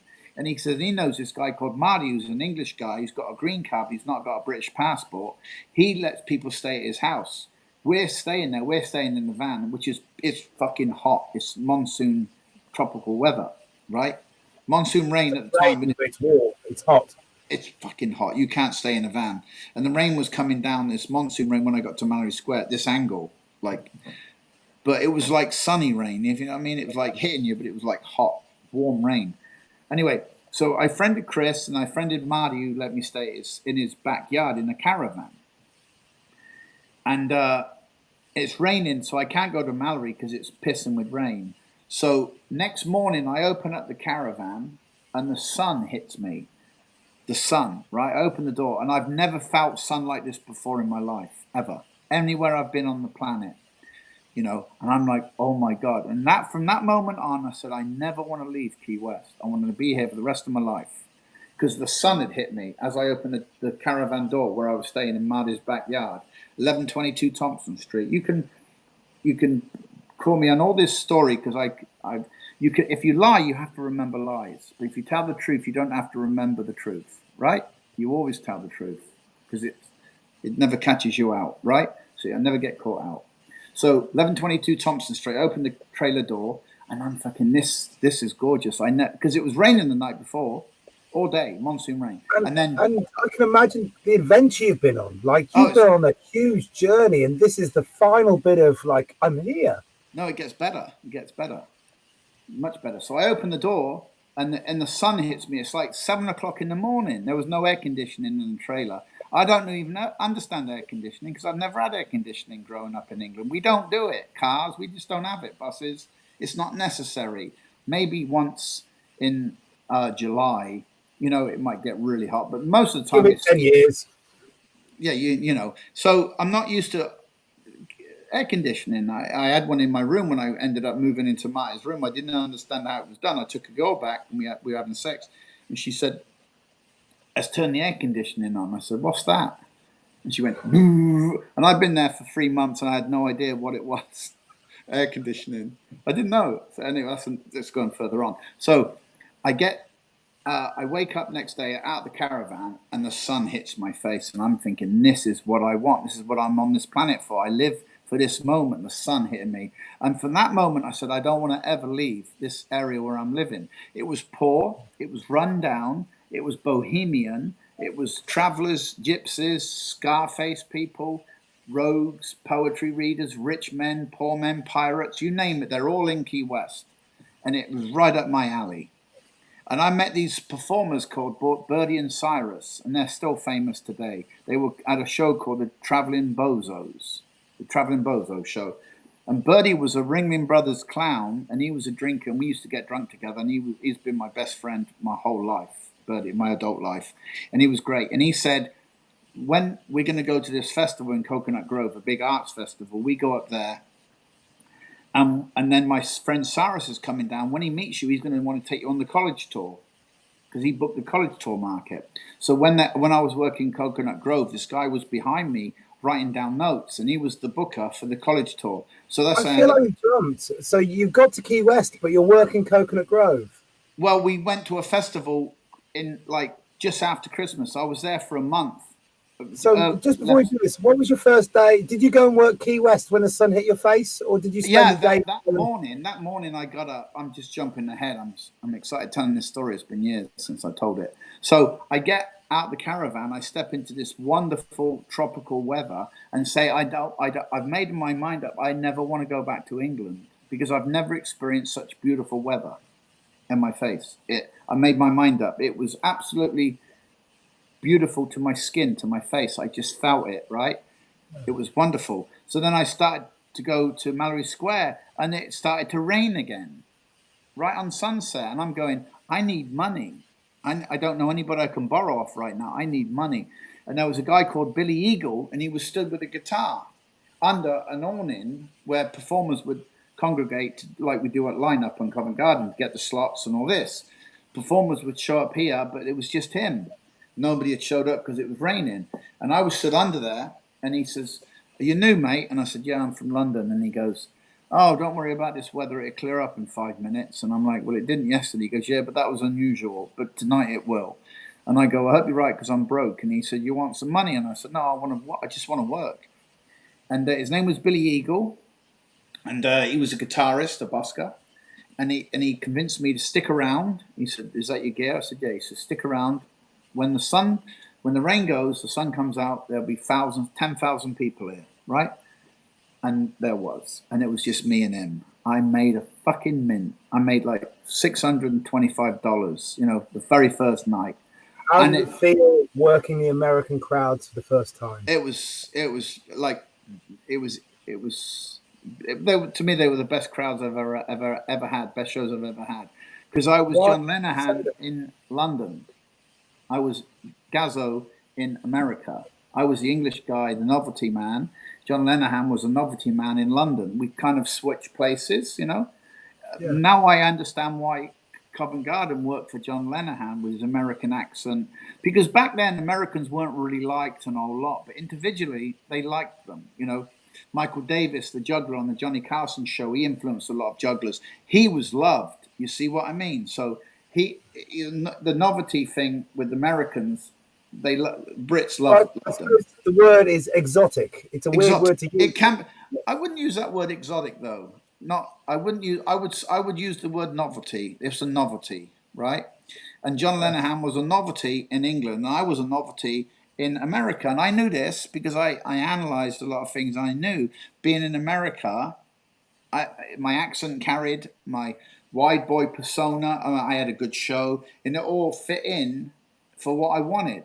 Right, it fit in, and I was now making big money, and I was meeting women. I'm getting laid, and businessmen were coming up to me, buying me beer and dinner, and they wanted me to go up to New York and do a show up there. All this stuff was happening for me, But I had something to deliver, and that was the strength of my show. It wasn't bullshit. You see what I mean? I had strength because I was very good when I first started. I was very good, and I become still very good until I had my stroke that sort of ruined me, but that's another thing later on. So I'm in Key West, and I do the second night, and I make a killing, and I got money now, and I go every night, and then New Year's Eve comes, and that was a great place to spend in New Year's, and then January comes, and it gets really hot. January, February, it gets really, really hot down in Key West, and my friend Birdie says, what we do is we go to a movie and we see a movie and we get air conditioning. And then when the movie finishes, we go to Mallory Square, get a sign-up pitch, and we go to work. But in the daytime, we kill the day because you can't do anything in the day, and then you drink at night, And so we decide to go see a movie. And the movie is, I'll tell you what the movie is. And I'm in the movie theater, and I say to Birdie, I go, this guy is going to get a remote toy, put it in the aqueduct, and send messages to the other guys. And he goes, have you seen this movie before? And I said, no. But in a minute, the mafia are going to chase this guy. They're in a truck, a step-in van, and they push a woman out, an old lady. So the mafia that are chasing them can't run over the old lady. So they break, and they get out the truck and realize it's not an old lady, it's a dummy. And what this guy was, a forensic scientist. He was a special effects guy, and he had used his special effects to elude the mafia and the hitmen. And what had happened, they hired him to put fake blood in a guy and put blanks and fire, and the sound would hit the thing and it would explode and blood would come out. And they hired him for this movie, but they actually put real bullets in the gun. And so the guy shot the guy, and they blamed the special effects expert. So the mafia and the FBI were after him, the mafia for killing their man, and the FBI for murdering the guy on the movie set. And the movie was called FX, and the guy that starred in it was Brian Dennehy, and the guy that wrote it was Gregory Fleeman, the guy I stayed with in New York. What are the odds? That's the guy that was telling me the movie theme when I was trying to fall asleep, but I was trying to be polite and listen to everything he was saying. And I'm going, that sounds like a great movie. They sold it like a week later for like 160 grand, the script. They become rich. The movie was made, and that's who I stayed with, the guy that wrote, I forget his partner's name, but you can look it up. And that's Gregory Fleeman that wrote that movie. Yeah, mate. The odds are incredible for that. Yeah, and just on a side note as well, it seems like everyone's very nice to you on this pitch. It seems like people are welcoming. I heard Key West was a bit spiky, and It is. It is. But back then, when I first got there, there was no rules. You just go and find a pitch and you go to work. But then they started having like drawing keys, and you get a low number, you can't work. You get a high number, you can pick a pitch. But is that much later? Much 15, 20 years later. Maybe okay, let's leave that down. I'll make a mental note. We'll come to it. So you said a guy asked you to do the university tours. Is that around this same time? Cyrus, no, they had college tours. They would yes. He was he had a troupe called Locomotion, and he had like Flip, a guy called Flip, Birdie, Bounce and Karen, and Cyrus Koski. They were all acrobats, and they had hired Birdie to do all the like unicycle juggling, because Birdie was a fantastic performer. He still is, but he's burnt out now. He's 67, so he's a lot older than me. No, he might be 60, 64, something like that. 60, not 67. Still, for that kind of high impact performance, they hired him. They hired him, and he was a very charismatic, handsome Dave Bowie lookalike, and college kids loved his show, you know. And he was really good at all these acrobats. He had ventriloquism, he fire jug. He did the whole range, you know, ladder walking. He did everything. I don't know a lot about juggling, but I've seen all the best jugglers in the world, and he's up there with most of them as far as variety entertaining. He's like Charlie Fry, you know, that style, does everything. And Bud is still alive today, and he trains dogs now. So anyway, is he the Key West dog man? No, that's Jeep. That's another guy. It was Paul. They saw Paul Morocco in New Orleans. Paul Morocco would play a guitar, and the dog would go out and collect the money and bring it and put it in the bucket. That was Paul Morocco. So Jeep and Birdie were there at the same time, one Mardi Gras, and they both saw it. So, you know, 35 years later, Birdie works on his dog act, but he plays the accordion. Jeep had the dog where it walked the tightropes and collected money, you know, off a guy's mouth. But they all saw Paul Morocco do it, and Paul Morocco is the originator of the dog collecting money. So, yeah. So Paul Morocco was in New Orleans, and then he had come to Key West, and he said he didn't remember me in Key West, Paul Morocco. But then I told him, you were throwing a watermelon really high in the air and catching it and juggling. He goes, yeah, I was just experimenting back then. But he had come to Key West, and he never stayed. Then I heard he went to England, and then he got a show called Olé, and very successful. And I'm going, that can't be the same Paul Morocco I knew, because he wasn't very good performer. He was a performing artist, but not a very good performer for lay audience. What do you mean by performing artist? Can you explain that a bit more? Yeah, Paul Morocco is commercially, he is now, but commercially when he was first starting, he wasn't very good, if you know what I mean. He was more like Andy Kaufman. You know Andy Kaufman? Or you know? Brian Reed. Would Brian Reed be a reasonable... No, Brian Reed, to me, Brian Reed is one of the greatest performers that's ever been on this planet. Brian Reed. And I mean that 100%. I mean, that what I'm saying carries a lot of weight. Argumentatively, I don't think there's a better performer than Brian Reed ever on this planet. I don't think ever in the history of performance. As far as art industry is concerned, street performing and such, gathering crowds and entertaining them. Yeah, Brian Reed. He used to live just up the road from me. Brian Reed. And another good example of Paul Morocco's situation, Brian Reed used to be my butler, but I never used a butler. And he used to live in Chalk Farm, I believe Brian did. And I lived on Swiss Cottage. And I used to meet him going on the train in Finchley Road to Charing Cross, and I'd walk with him. And he would tell me that he wants to be a performer. He's been practicing the oboe. And I just go like this, yeah, Brian, you know, don't worry about it, you know. But then one day I'm in Halifax, Nova Scotia, and they tell me about this performer that's really doing well in England. All these performers, and I'm going, who the fuck is it? They go, oh, he's got this bit with the puppet, and then he shoots himself and blood comes out. And I'm like, I don't know who that would be. I've never heard of anybody that does that. That's funny stuff.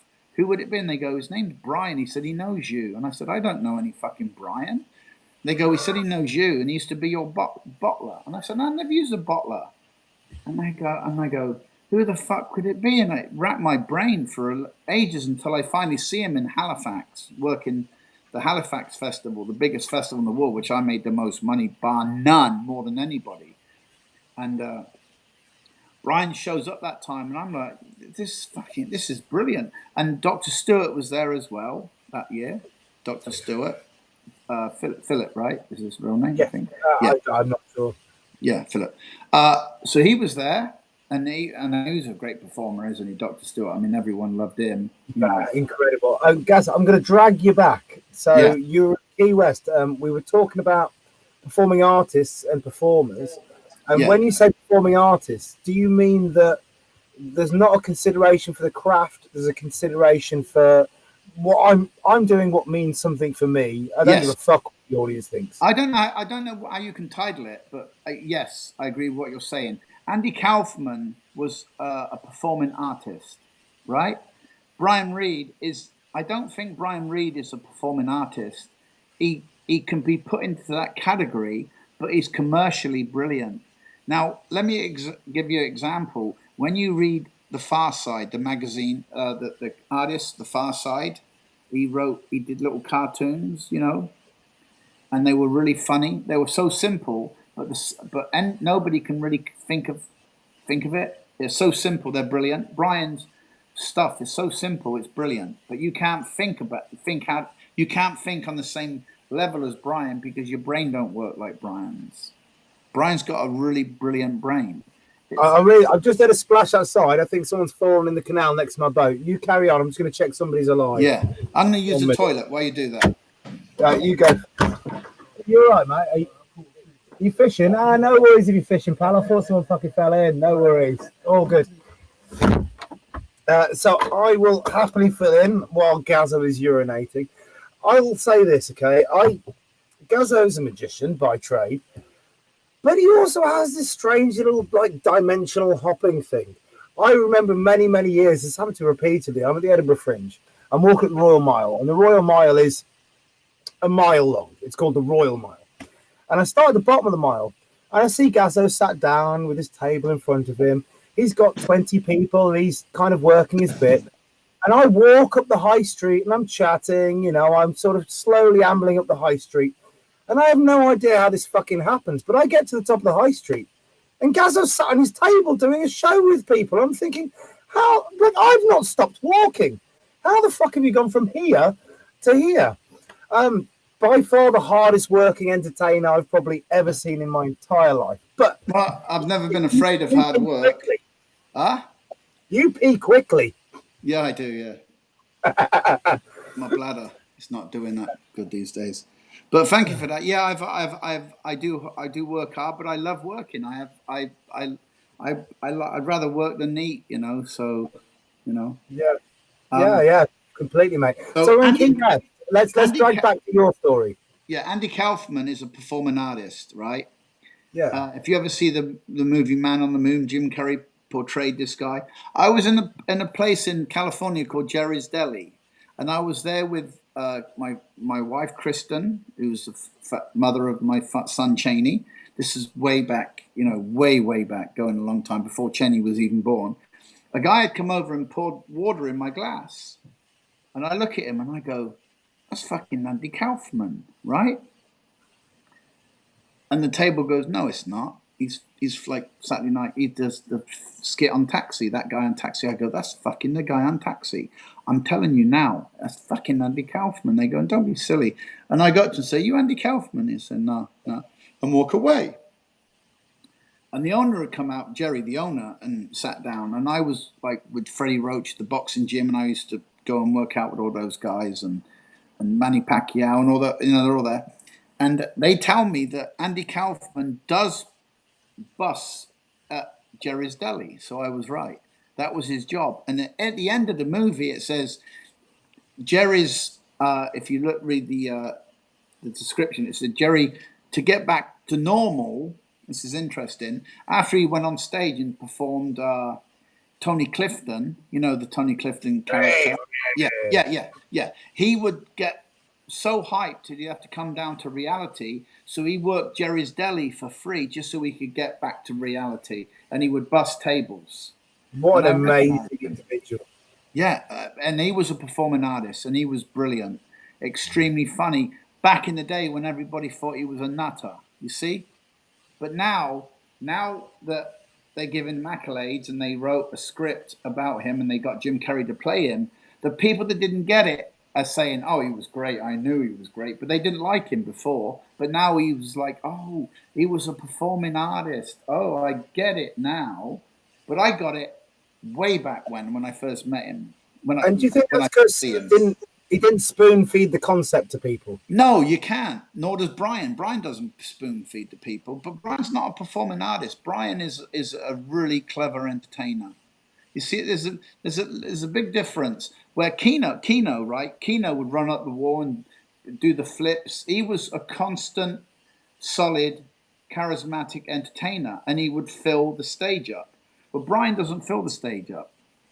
Brian fills the stage up with laughter and cute bits. Where Keno would flip and fill the stage up. That's the difference. You can still fill the... Yeah. You can still fill the stage up on stage and become subtle. That's a different art in itself. People that are subtle when they're on stage is people like Victor Borg. You know, Victor Borg would stand on stage and they would clap and cheer. And they would stand up because he was a legend. He'd walk on stage and they would clap and cheer. And they would slowly sit down. And as they sit down, he would blow smoke out of his smoke ring. You know, but he would hold it in because he couldn't do it much more because of the timing, because you ruin the smoke ring, right? Because you breathe in, you ruin it. So it'd have to be enough of a standing ovation just so he could blow out the smoke ring. If it was a standing ovation was even more, it killed the gag. But that's subtle. He filled the stage up with that little subtle bit. And Brian's like that. Brian fills the stage up no matter where he works with subtleness. Keno filled the stage up with charismatic acrobatics and he was dramatic and all that. That's the difference. Chris and Alex filled the stage up with dramatic juggle passing and all that. You know? So there's different. That's fascinating, but I really desperately want to drag you back to your story and to you in Key West. So you're at Key West, you've had a good run, you've gone to the cinema, you've seen the movie that you've sat on a couch and listened to, been written. Yeah. And then we're at the point where you're interacting and you're potentially getting booked for the college scene. I start the college scene and I stay on that scene for a couple of years. And what's it like? What's the first gig you do on the college scene like? Explain the vibe. I was with 3 other performers. I just got to quickly say, Brian Reed said thank you. Oh, Brian, Brian's the greatest. I love you, Brian. Yeah. Love you too, Brian. But we're going to talk about someone else now. Please carry on, mate. Yeah. So I was with Buddy McLean, Cyrus Kosky, and there was Cyrus Kosky played the accordion, Buddy McLean juggled, and I did the comedy magic. And they booked the 3 of us, and we split the money 3 ways. But at the end of the tour, I got ripped off. So I stopped doing it after a couple of years. You know, I realized this guy is fucking me over, so I stopped doing it. So was it just giving you a smaller cut, or? Well, he would book me because they wanted me. The college bookers would see me on stage and say, we want to get the English guy, Gazzo. But I didn't have a car. I didn't have a credit card machine. I couldn't rent a car. I didn't have any credit in America. You need credit in America to get by. So he said, I'll drive you to the gig. So he would drive me to the gig, sell me for $600, drive me to a gig in New Hampshire, say, right? The college. Drive me there.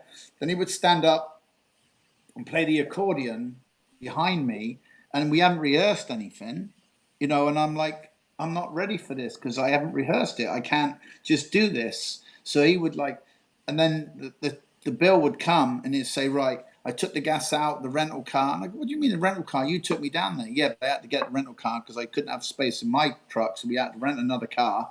That come off the end, and I paid the accordion. So you're getting $150 and I get $450, that type of thing. And I'm like, fuck this guy, you know? Fair enough. And what was the crowds like? What was the young kids, 20-year-old kids that are starting their education in life, and I they mean, would. people moan nowadays about the college circuit in America, about it being PC and difficult to work, and It is now. It is now, but back then it wasn't, and it never. But it's never been. It's never been. Wasn't with me though. I've never been PC. I mean, I grew up with Jimmy Jones and Jim Davison and all those guys, and I grew up with that style of comedy, pub humor. And if I could do it all again, I would have changed the whole thing about it now. Why would you have changed the whole thing about Well, it? because I want to work. I really don't want to piss people off in my show. I thought the way I was going about it, the way I was brought up in the 70s, was the way to go. Singing like big dick songs on the bus going to the football match, all the guys in the back singing, and rugby crowds. And I grew up with all that. But then I think of it, it was inappropriate then, and it's inappropriate now, right? Is that what I'm getting at? But I can't help the way I was brought up. I can't help it. It's all I knew, right? Yeah, well, I'll be honest with you. When I began, part of my beginning was watching your DVD, even though I'm not a magician, just the style and the method.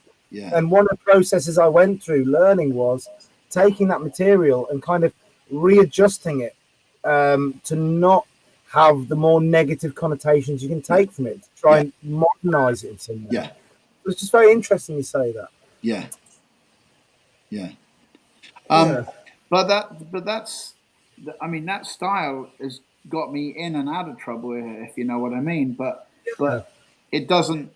It's not done me any favors. Put it like that. It's now kind of biting me in the ass, the style I adopted. Because now I ain't got a pot to piss in, and the COVID has hit us, and we're all fucking struggling. And but I haven't worked since January the 3rd of this year, so I've had nearly 8 months off work. That's a lot of money. So yeah, mate. Yeah. It's a rather lovely hotel you're in at the moment, though. Well, it's paid for by. I'm with Luis D'Amatos Street Busking Festival, and there's a lot of wonderful artists here, and Pete Wardell's here, a few other Spanish magicians that I've yet to meet. A lot of them didn't show up today. They're driving from Barcelona.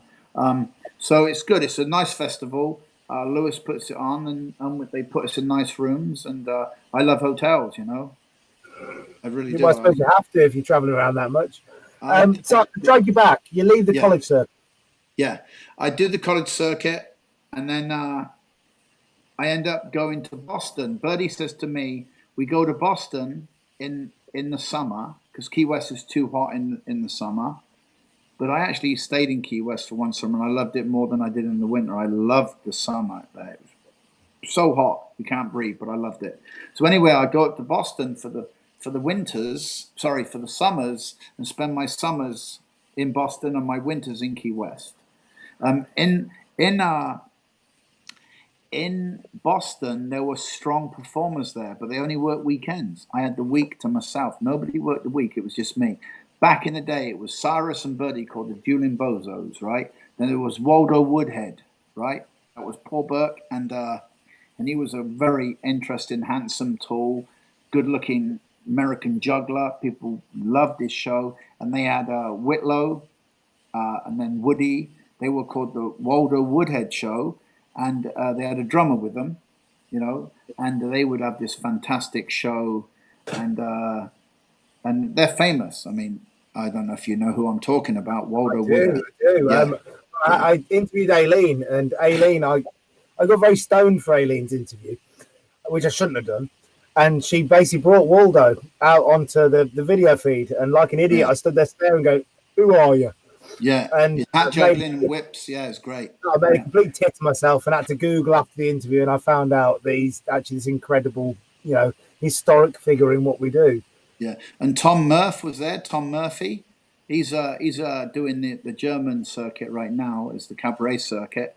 He's famous. He was from Boston, and then there was Al Krulik, who works now for Disney World, and there was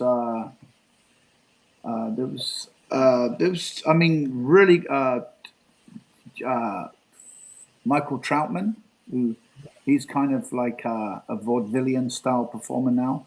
But there was a lot of big names making big money in Boston, and I had put a post in performers.net. I claimed that Boston was the best pitch in the world to work for big hats, and they went fucking ballistic. Why would you say that? I go, because it's the truth. But they didn't want me to advertise it that way because people didn't want people finding out how much money you made. I made colossal amount of money. Did they welcome you? Yeah, they did. Yeah, they did. They were really nice. So they were warm. They weren't like trying to haze you to get you to fuck off.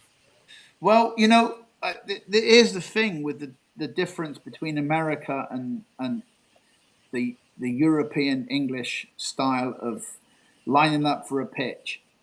There's a lot of bitching and moaning amongst performers in America, like Key West, Boston, about certain times. Who got that? No, you know, we got to toss the coin again because of blah, blah, blah. There's a lot of animosity amongst them. But I have not found that there's a lot of bitchiness and eye scratching in Europe. To me, it doesn't exist. There is feuds, you know, people have a little bit of feud in the back, you know, by the lineup, but it's not like America. It's really backstabbing in America. Do you think it's the capitalist idea in America, which is king capitalism, and we have that socialist idea, so we all kind of work together a bit more? Politically, I don't know what it is and why it is, but there is a big difference, I can tell you that. And I prefer the UK Europe style of welcoming. They do. Covent Garden do welcome new performers. They really do. But as soon as you're shit and you go out there and you're shit, then they turn your back on you, type thing, you know. But if you go out there, you do a Les Bub, right? You know, you do a Les Bub. I know the name, but once again, what a metaphor. You've got to spoon feed me. Well, Les Bub he come from a school in Paris, a mime school, and everyone was like, yeah, great, welcome, mate. And then he went out and did one of the best street shows all the peers saw, and it was like amazing. And people were like, oh my God, this guy, you know. And so he did one of those things that's very, very rarely happens in the West End. Occasionally somebody comes out the blue and does a fantastic show and they're talked about and they're always welcome. And then there's the other side of it where somebody comes and they're hyped and they end up not being able to get a crowd because it's a different style of working. So I'm not saying that the Covent Garden crew will turn their back on somebody that didn't get a crowd, but they would sort of say I'm pleased that it ended up how it did because I can compare myself to this name I heard about and they didn't get a crowd. But then somebody comes along like Les Bub that nobody's heard of and he comes out the blue and does this amazing show. And Brian would even know what I'm talking about, you know. Back then Les Bub caused a sensation back in the day. I mean, he's still great now, but so that happens. Sensation? Was he different? No, he was different in his. It was just pure poetry to watch this guy perform. You'd have to. I wish somebody had footage of it and they could put it up. He pushed an imaginary piano out onto the West Piazza and sat down and played it like Rowan Atkinson, the drumming piece with the cat hitting the cat and doing the cymbals and all that. It was like that, but Les Bub had a piano and he pushed the piano out. And he did mime and he wrapped rubber bands around his head like this. And then he did a lizard and he did something with a Pepsi bottle. So maybe that's where it comes from. It's all come from that, yeah. Yeah, because that's a bit now. The rubber band thing is a bit. It's Les Bub. Come from Les Bub. Yeah. When you were in Boston, was the Gazzo Cups and Balls show formed by the time you'd gone to Boston? Yeah, it formed in Key West. And how did it form? Because I mean, I've got a good idea how it formed because you sat and watched people do the shell game, and that's obvious in there. It didn't come from that though. The crowd ideas come from that, the crowd control and the bits. Because Cracker Parker got his nickname, Cracker Parker, because Frank Carson would do one lines and they called him it's a cracker, and they called him Cracker Frank, didn't they? Cracker Frank Carson, and he had a nickname of doing like one lines quick. So Cracker Parker, his real name was Alan Parker, but they called him Al Parker. And they called him Cracker Parker because he would always do these one lines, these bits, and I fucking loved it. He was entertaining. He was entertaining. entertaining, even when he was just not being entertaining. Amongst the guys, he was a funny guy, just funny, like just great. And I got that. I got my style from him. I emulated him, you know. Grew up with it, basically. But it'd stab you. I took Dave Britland one time when I was writing the Phantom at the Card Table book with Dave Britland. Well, he wrote it. It was my story.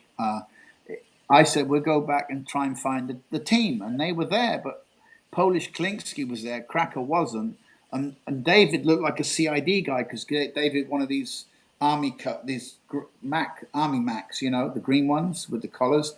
And it was kind of like moist and rainy. And he looked like a CID person. So I went up to Polish, and I'd grown up now.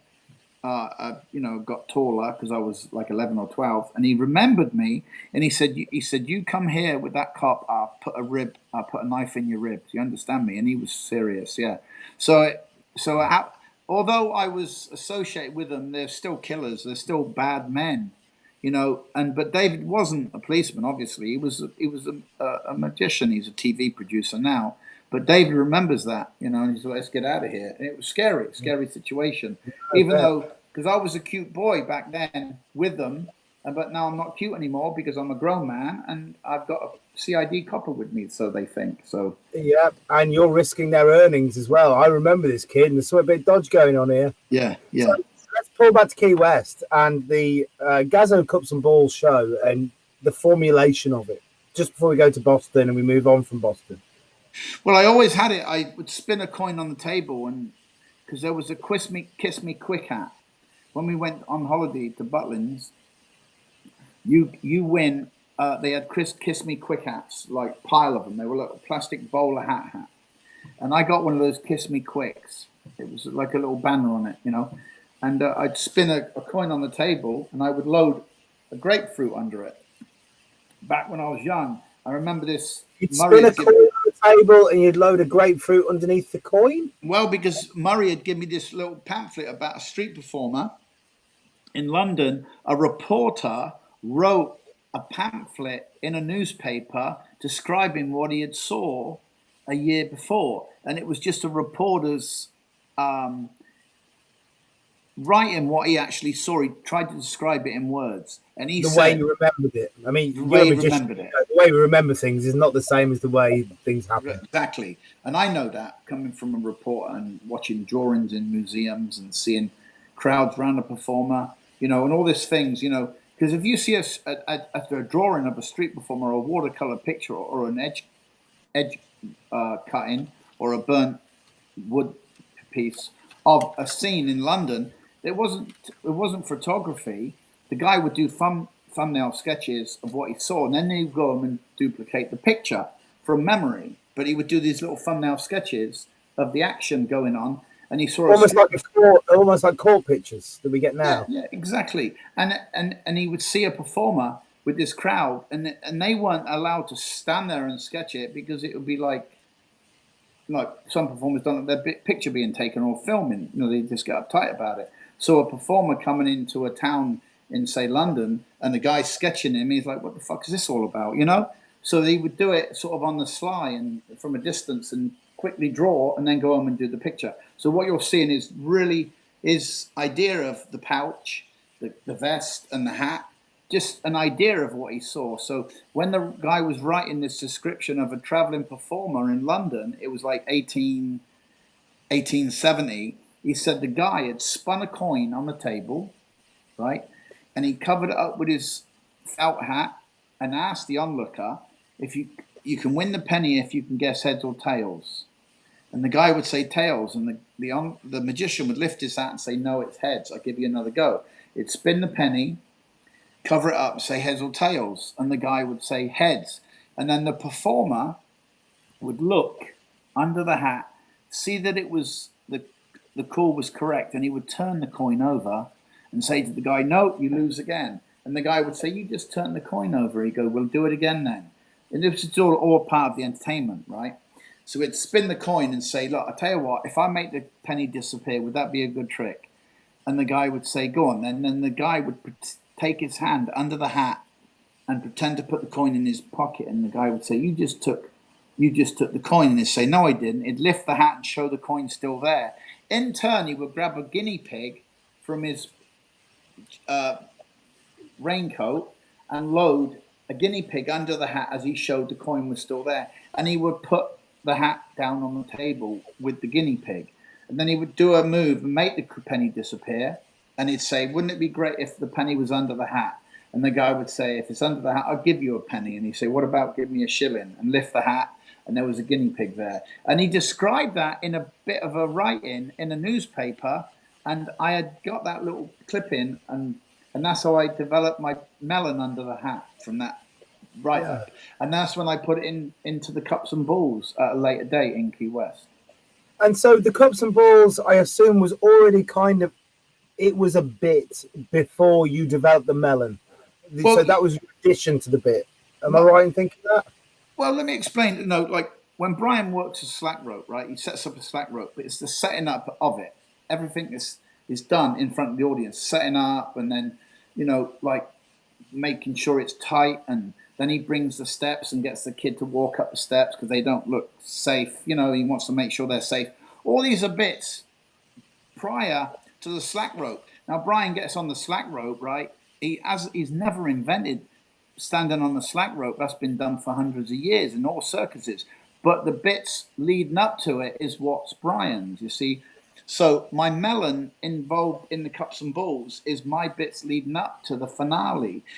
I've never invented the cups and balls, but it's how I develop the bits that go with it and the jokes and all that's what's mine.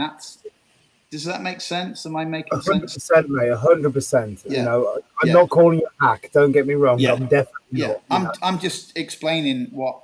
Yeah. Don't get me wrong. When you were explaining it, I was immensely happy you were explaining it, and I'm sure people who are watching will find a lot of value in that. And so, when you got the idea of the cups and balls, you've gone from doing the shell game. Were you watching other magicians doing the cups and balls when you're developing your piece? Yeah, I've watched many magicians. I used to watch Jerry Sadowitz perform it very well. He's a really good exponent of it. I watched Jim Cellini, Johnny Fox, Bob Sheets, Di Vernon, Gur Copper. I've watched Gary Olay. I've watched many, many performances, but I also wanted to take it a little step further, and that's what I do in a lot of my routines. I take them a few steps further. That was my question: is how do you avoid being? Because this is a struggle I have a lot with work. Is I almost nowadays I try and avoid watching people who I think will be incredible because I'm afraid that it'll infect my work and I'll lose my originality. How do you watch people who are great and then not let it consume your work? Well, I don't.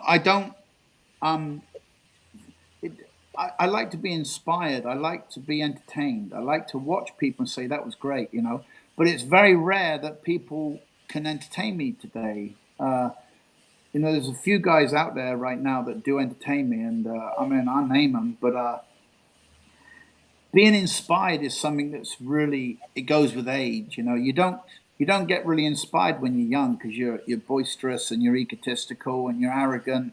It's very rare that you can get inspired, but when you get older, you slow down and you like to be inspired. And I love being inspired, and people do inspire me.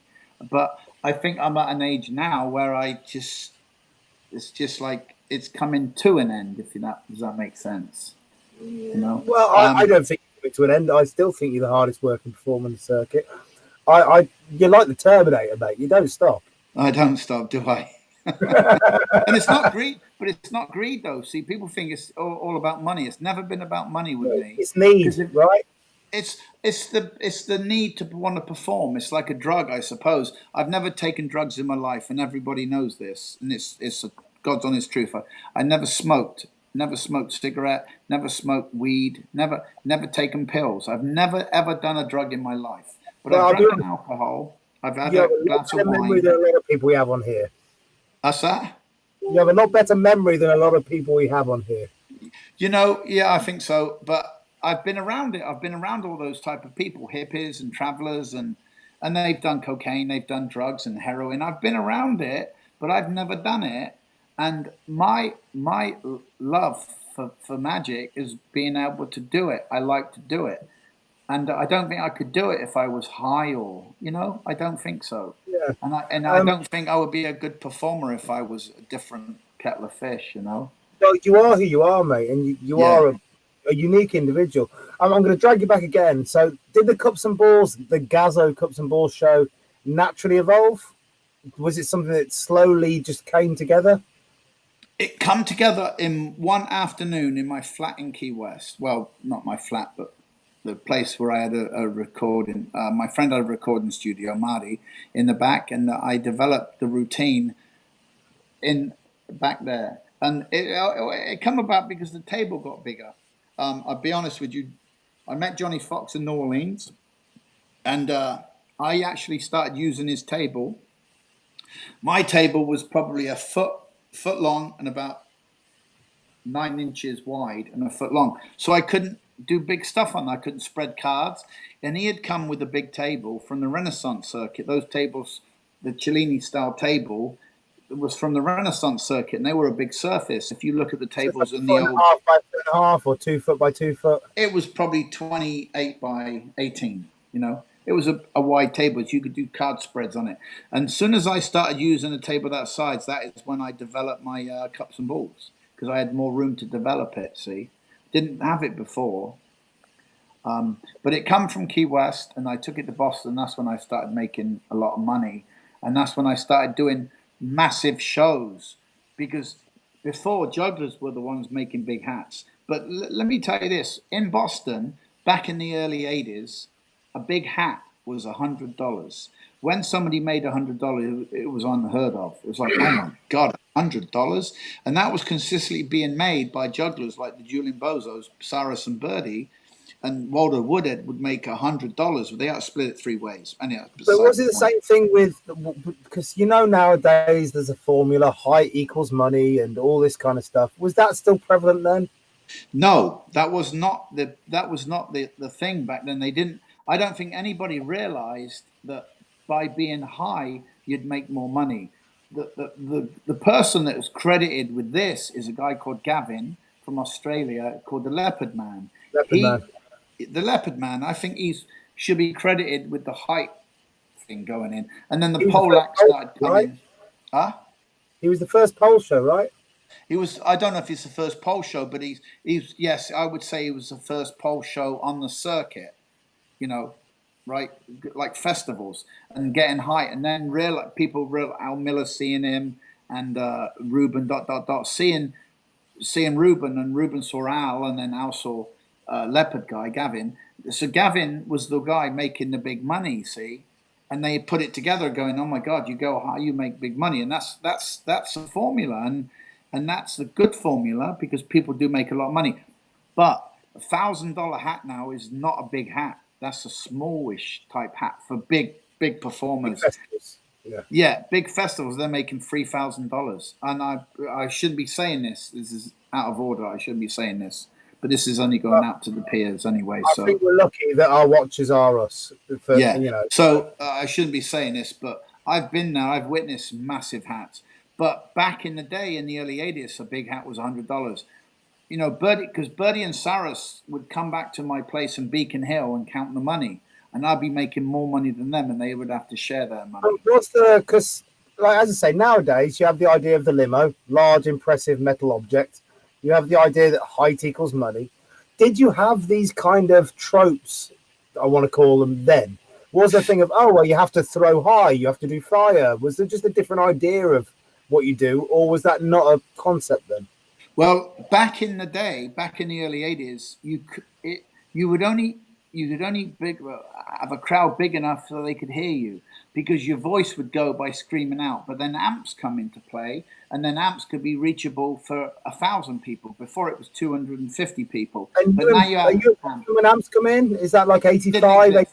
Amps didn't exist back in the early 80s.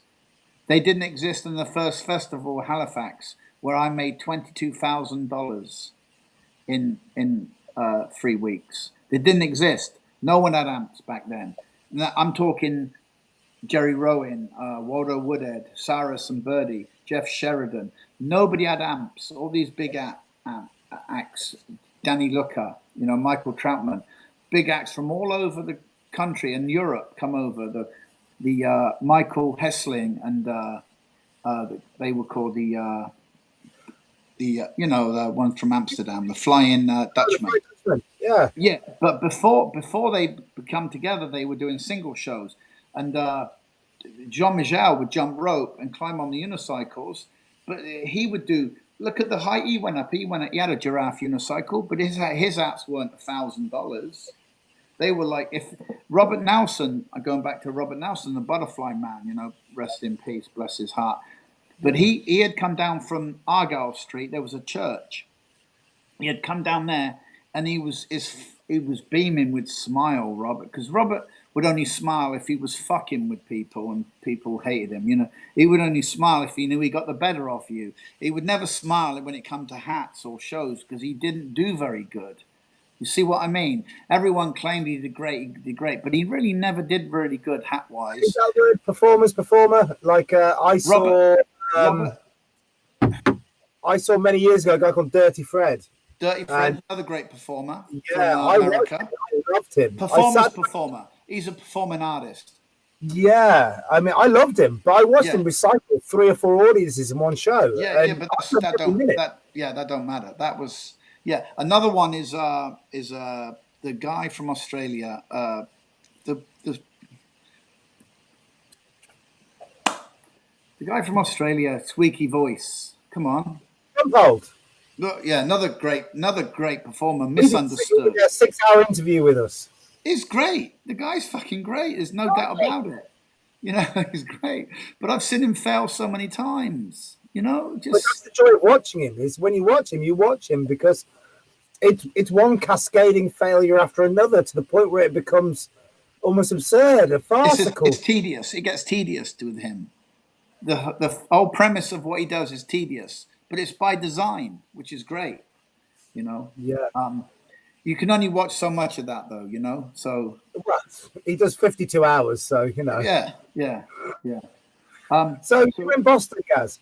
Yeah. And from Boston, you're doing big hats. You go and do festivals after this. It sounds like you go to Halifax after Boston, right? I go to Halifax, and back then, I kid you not, the guy that was sponsoring the Halifax festival, his name was Gordon, and he was with the Bank of Nova Scotia. It was called the Bank of Nova Scotia.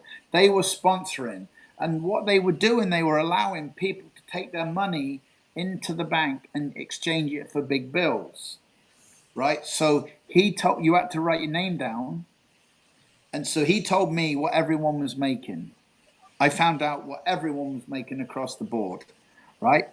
And a guy called Ray Jason had come up to me, and I know what Ray Jason made. So he actually told me what he made. The guy at the bank told me what he made. And I know it was the truth because Ray Jason had come up to me and he said, Gaz, everyone's telling me that you made a lot of money. And I go, well, I've done great. He says, can I ask what you made? And I said, I don't like to talk about it, but I made $5,000. And he goes, yeah, I made 6.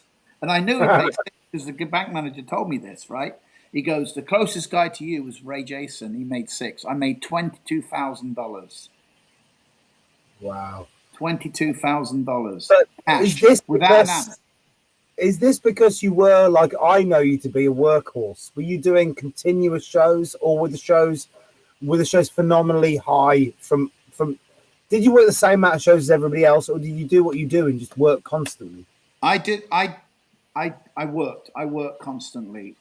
Because what had happened, there was some Covent Garden performers that had showed up a few years after this. Was this Andre Vincent and Andre come there? Noel Britton come there. Andre come there.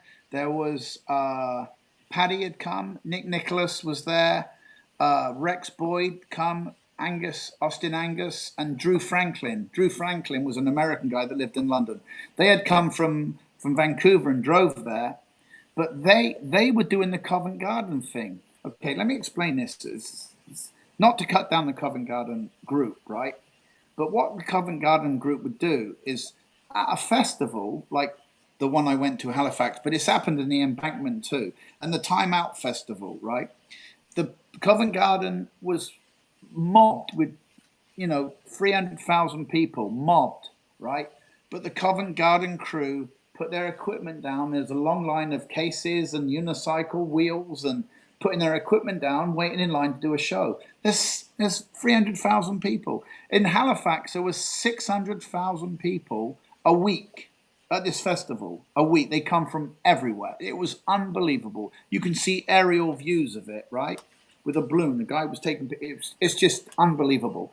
But you got the Covent Garden people lining up. You could do a show any fucking where and make money. You didn't need to line up. Does that make sense?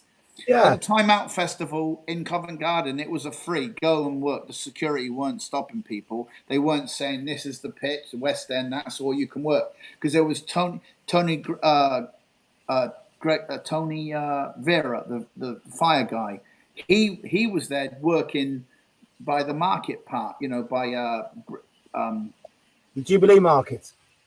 No, it wasn't that. It was Brahms and Liss. There was a pub on the right called Brahms and Liss. And right there on that road, he was working just before that entrance, doing big shows. And so you could basically work anywhere in Covent Garden during the Time Out Festival. But the Covent Garden contingent were lining up with their equipment, waiting all day to do one show. And you could do a show anywhere, right? So why would you line up when there's 600,000 people? They do one show and they make their £600 hat and walking around going, I'm the king, I made £600. They could have made £1,800. But is this because of the idea, and I think this is true now, maybe as much as then, is Covent Garden, it's kind of half street pitch. It's not street. No, it's not. No, don't get me wrong. I'm not talking about street. This is a festival. Yes, but what I mean by this is that the ethos of the Covent Garden pitch and the method that they deal with the work. It's an English style, right? It's conditioning style, but like for me myself, I'll go and work side pitches. I'll work Trafalgar, I'll work Leicester, I'll work South Bank. I'll work anywhere. You do. I know you do, and you're famous for that. You work anywhere where there's a crowd, right? But I learned on the street being a kind of like half-assed guy with I had no idea of performance. I just went out and earned some money, and I developed from there. Right. Whereas some people, when they go to Covent Garden and they get the idea that we do the draw, we get our show, and that's how this works. And so maybe when they go to festivals, it sounds like you worked similar to I did. You started on the street in a random place in the middle of nowhere. Not the middle of nowhere, but you know what I mean. Yeah, go make money. You learn to work the street. Yeah. Whereas people learn to work a pitch. And learning to work a pitch is maybe different from learning to work the street. Well, see, what Covent Garden does, it will not allow you to step out of your comfort zone. There's a comfort zone on the West End, right? Okay? Now, the same people are walking around Covent Garden that are by the West End. They also go around the area. So the same people that are watching that show, Keno do a show, they also go at the back. So a performer could be at the back doing the same juggling show that he would do at the West End. But they don't do that because they think that the comfort zone, the pitch, is where Keno's done the show. That's the pitch. So if Keno went to, I'm just using Keno as an example. It could be anybody. So even yourself. So if Keno goes to Leicester Square, sets up his bag and his amp at Leicester Square, then the next performer would say, what's the lineup? And he'd put his equipment down. And then that would be the lineup. But they don't need to be. I mean, there is the problem of not feeling the sense of not building a big edge because the performer's got the edge, and it is difficult. But I've worked in places like Halifax when there's like 87 variety entertainers at that one festival. 87. That's unheard of. In Key West, there's 15, and they're 3 feet away from you. You see what I mean? So I'm not intimidated by somebody screaming and yelling. I can still get a crowd just away from it. But somebody with an intimidating problem would feel that he would have to line up rather than fail. So that's a factor. It's called a comfort zone. And Mallory Square, not Mallory Square, I mean Covent Garden allows you to have a comfort zone. And that's really sad because it's when you go to a festival, like say if you go to Amsterdam and there's a big festival there, the boat festival, and there's 500,000 people all around Halifax, Amsterdam. you don't need to line up on the performance. You can go anywhere and do a show, but they don't. Like Edinburgh. I battle the musicians, and I go to work where I feel like it. There are rules, and I feel bad. I've been kicked out. Andy's kicked me out many times, but he knows now that I've gained a reputation of just. I can't make my money by lining up all day for one slot. I can't do that. Well, you don't. You're not being oppressive to other people. I think that's the big thing. If you set up on a side pitch and put on a 200-watt amplifier and blast people out, that's being rude. That's being absolutely inconsiderate. That's different.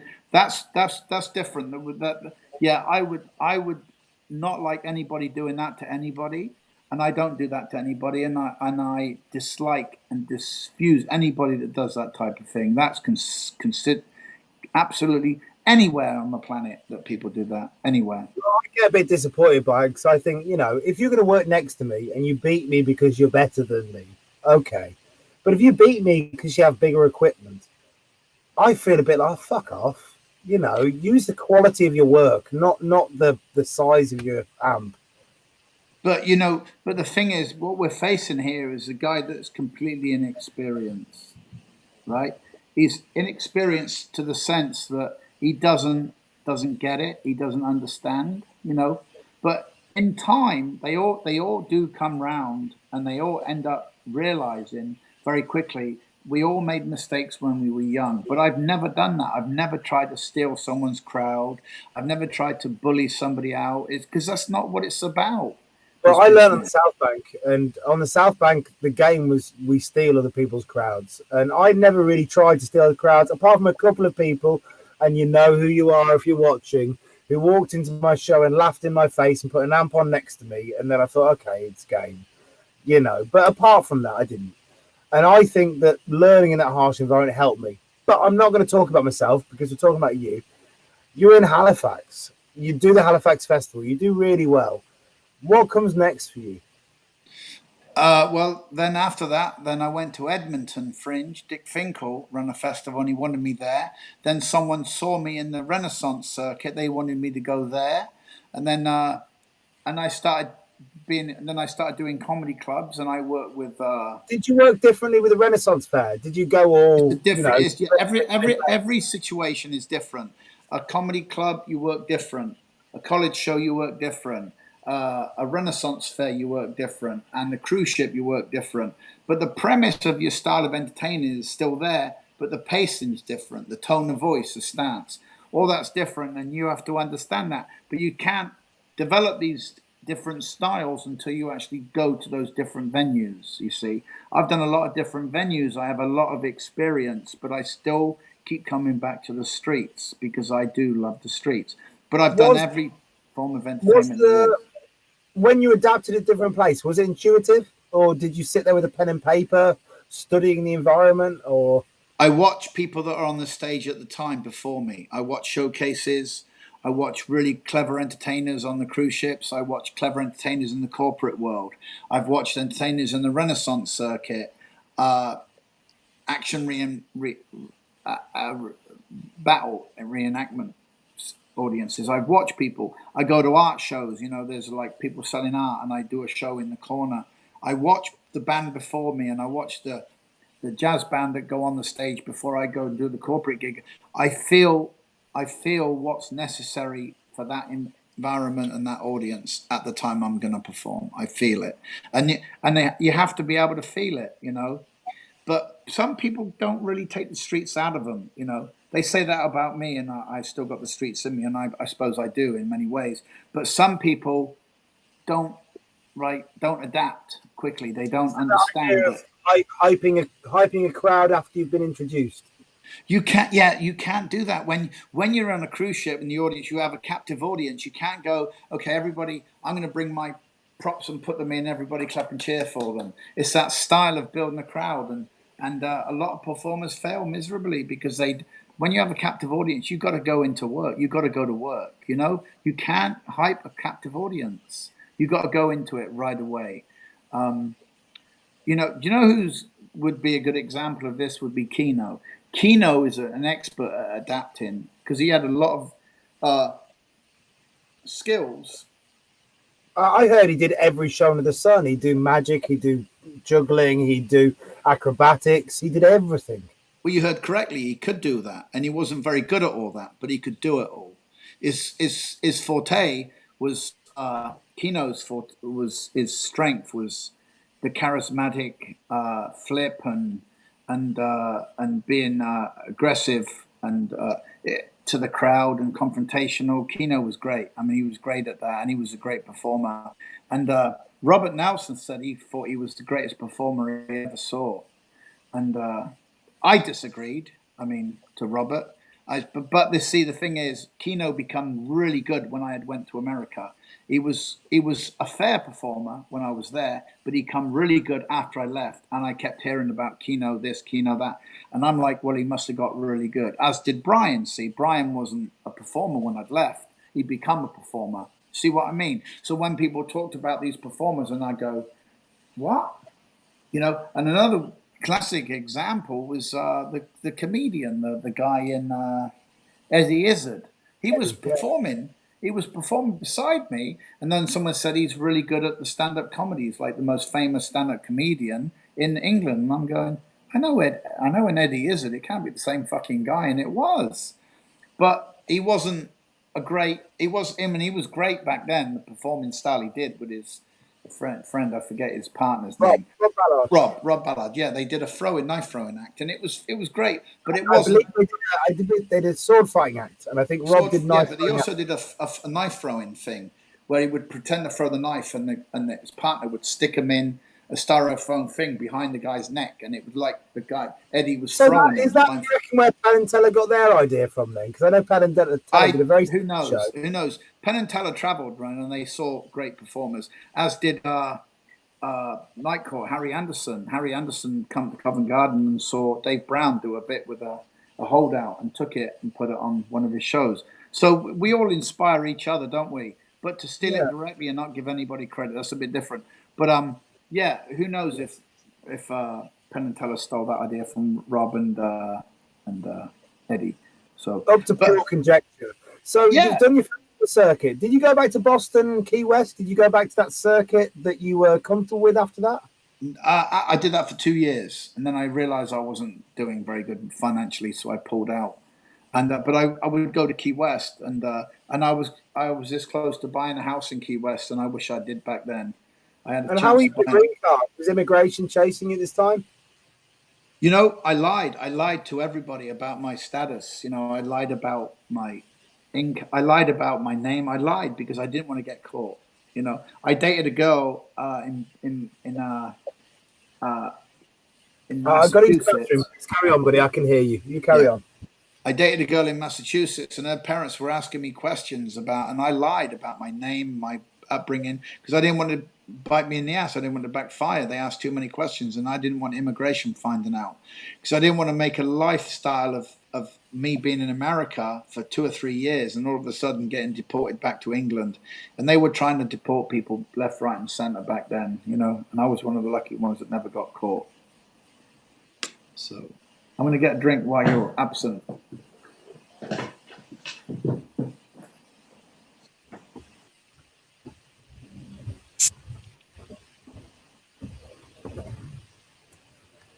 Has he gone for a pee as well?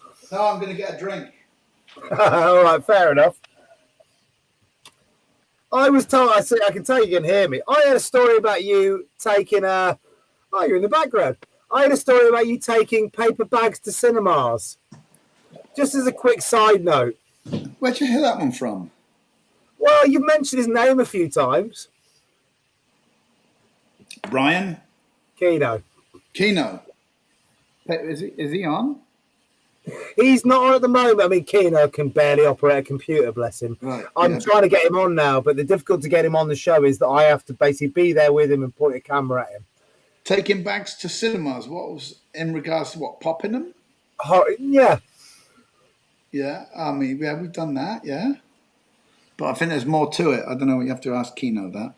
Well, maybe I'll ask him more. The story I heard was you enjoyed in horror movies popping bags behind people's heads to scare them in the middle of horror movies. Yeah, and I nearly got killed for doing that once.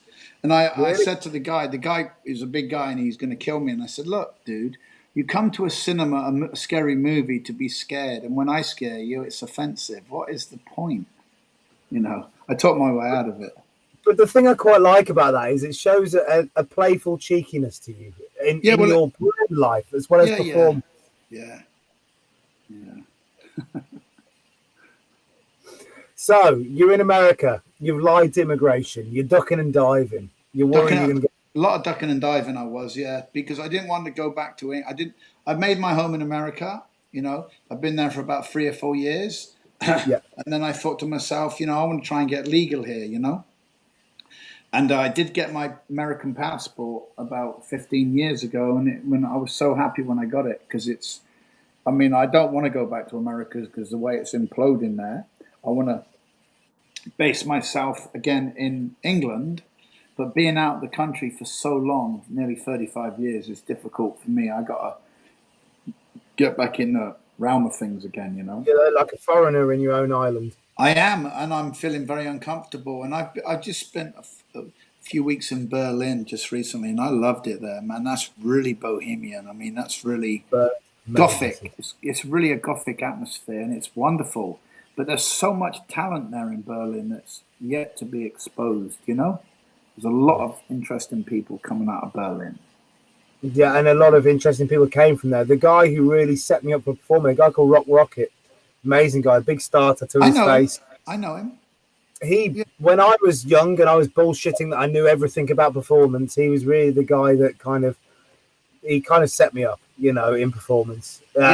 He's a great clown, but he's a bit of a sad case now. He's living in this squat with, like twiddling his thumbs. He doesn't know what to do, and I would not like to end up like him, though. You know, his difficulty is that he's an anti-capitalist, and how the hell do you succeed in life in the world we have when you're an anti-capitalist? Yeah.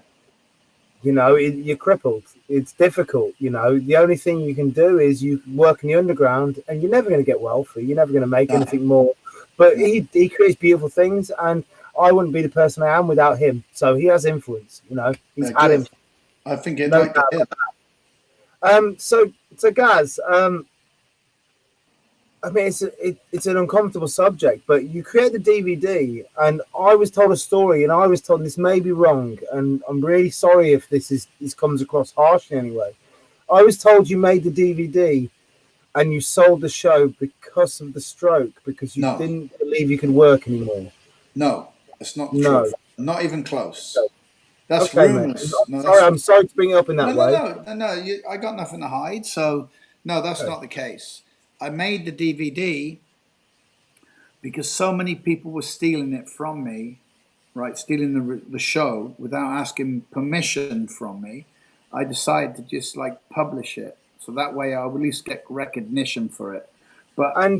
Just before we go into that, when people stole it, when you go to a pitch, and I'm kind of riffing a bit here, but when you go to a pitch and you see someone doing a show and they've got your lines and they're doing your structure, would you go and talk to them? Would you say, hey guys, what the fuck are you doing?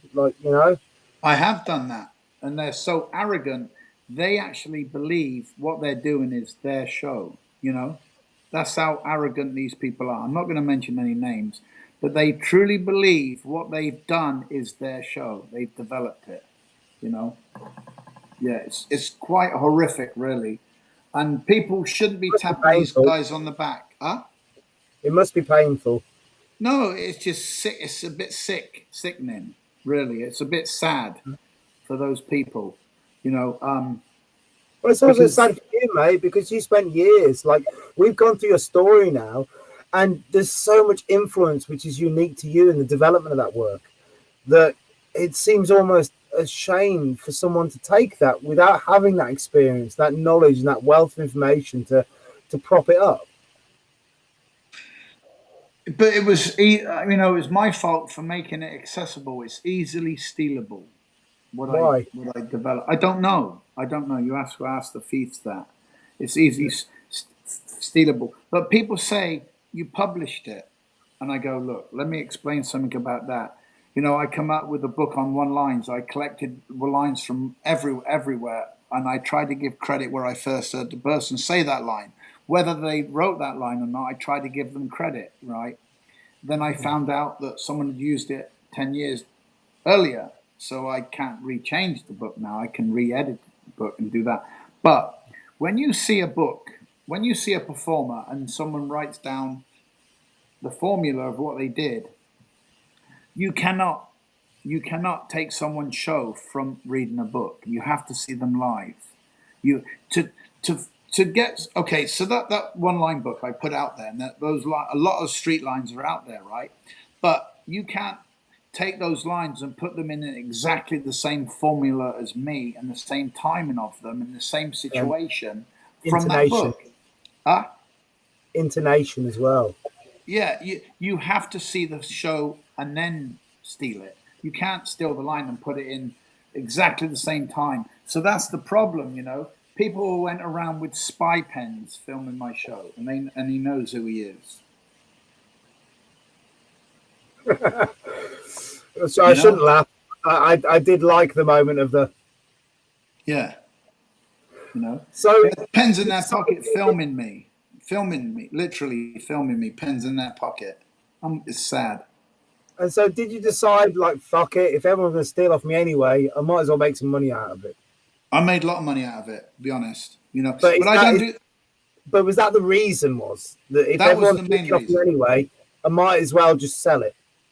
Yeah, that was the main reason. Yeah, it was. Yeah, because people were coming out the woodwork, starting to do that show of mine. The show that I have developed over the years.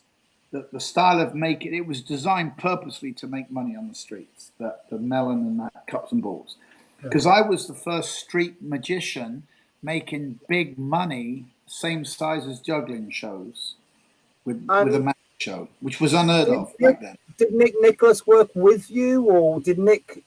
I'll tell you the story with Nick. I'll tell you the story with Nick, and this is how it happened. Nick had come over with Drew Franklin, and. Gary Angus, which was Austin Angus, Nick Nicholas, Drew Franklin, Austin Angus, and Rex Boyd had driven over from Vancouver to come to Halifax. And Nick had sat there and watched me make an absolute a killing. But he was doing his jacket. Straight jacket tutu. With the tutu thing at the time. And he was doing okay hats. You know, nothing massive hats, but I was doing massive hats, but I was doing 15 shows a day, right? So you got to think of the numbers I was doing. And Nick went and told people that the highlight of him was coming over, driving from Vancouver and seeing Gazzo make an absolute killing. And he goes, that guy is so smart. That is what it takes to make money, is doing what Gazzo does. So anyway, Nick ends up going to... Because Walter Woodard were in the same festival in Adelaide, and Nick had got invited to go there, and Nick had done my show in Adelaide and won the competition with my show, the Cup and Ball show, right? Had he talked to you first? Nope, he did not. And this is the truth, okay? And I'll tell you this. He took the show, won the competition, and ended up staying in New Zealand for, 6 or 7 years. Doing the Cup and Ball show, and realizing was this point, or was this still? No, this was after he developed that style later, because Aquino gave me the ending and all that. So, but Nick had taken my show and used it to make money. Okay, and that's what he did. But it's tough to let go of that show because it's a money maker. So, in time goes on, he's developed his style of working, but the formula is still similar to mine, isn't it? The very same formula. So. Yeah, right. Right, but we can't both come up the same time as the same formula. You know, Nick was doing the tutu bit. I had developed that show and patented it, made it work all over America. Nick saw it. Did you ever doff your cap to him about it, or? No. But I got upset once because I entered a competition and it was in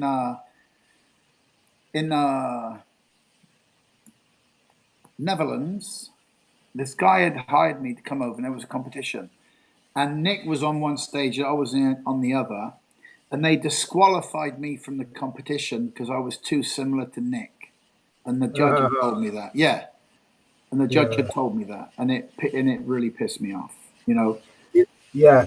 I mean, really, did Nick talk to you about that? I mean, he seems like quite a straight guy. I've got nothing but love for the guy. Yeah, we all do. We all do. I mean, you know, it's nothing against Nick. I'm just telling you the truth, you know. Yeah. But there's no animosity or jealousy or anything like that. It's just that it pissed me off that I got disqualified from a competition because I was too similar to him. They saw him first. I mean, everybody who's watching here knows your show is the most prevalent street magic show in the world now. I can walk on any pitch in the world and I will probably find someone doing your show. Mm-hmm. That must be fucking hard, mate. You know? No, it's actually quite how can I say, I'm kind of humbled and you know, but at the end of the day, they when they write the history books, they're going to be talking about me, not the Xerox. You know, does that make sense? 100%. You know, one time a guy said, "I'm going to put on a cup and ball convention. We'd like you to come and headline." You know what I told him? I said, "Yeah, I headline, but I go on first." He said, "No, you're the headliner." I said, "I'll go on first if you want." Because everyone's going to do my fucking stuff the rest of the night. Yeah. So how can I headline if they're all doing my stuff before me? So I will go on first and let them. Nobody will be able to go on after that. Do the cups and balls after that. What I've done, no one. Well, I'll say this, guys. You are the original, and in my eyes, the greatest. Nick, I have to admit, if I had to put cups and balls performers I've ever seen, it's yourself and then Nick. And Nick does something different to you now, and his stuff is different in a way. But your stuff is, it makes sense. When you watch other performers do it, you can tell they don't quite understand what they're doing. There's the lack of sincerity. You know? Are you still there, mate? Hello? I certainly hope it's not the end of the interview. Let's see. I suspect his tablet might have run out of battery. I'm going to try and call him back. I'm going to try and get the interview to keep going.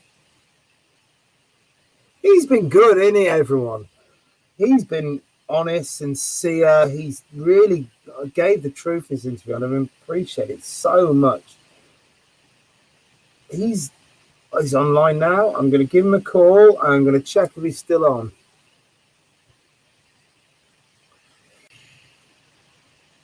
Oh, he's back. He's going. He's back.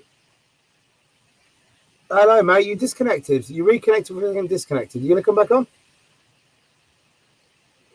Just reconnect. Go through Messenger and link in again. Sorry, one of those most entertaining moments in the show. Yeah, just go the same way as you came through before, mate. I'll keep everyone going and I'll speak to you in a second. Nice one, mate. The same link. The link I sent you through Messenger. Okay, cool, mate. Follow it through. We're still on film, so I'm going to drop the call for a minute and just keep talking, okay? He's here. Lovely. All right, nice one. Cheers, mate. Okay, so we got him back in. Hey, mate, back with us. Speak to me, mate. I can't hear you either. I don't know if it's you or I don't know if it's me. If you want to try and maybe disconnect and reconnect, you can't hear me, but I can't hear you either. Guys, who can you hear? Try and disconnect and reconnect, buddy.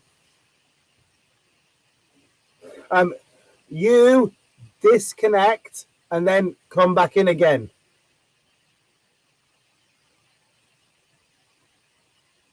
Okay, I think he got that. I'm going to say this now while he's gone. I genuinely think that if you look at street magicians, the most influential street magician in the world at the moment is Gaz, without question, without doubt. Hey, you coming back in? 3, 2, 1. Yeah. Hey, but you're back. Yeah.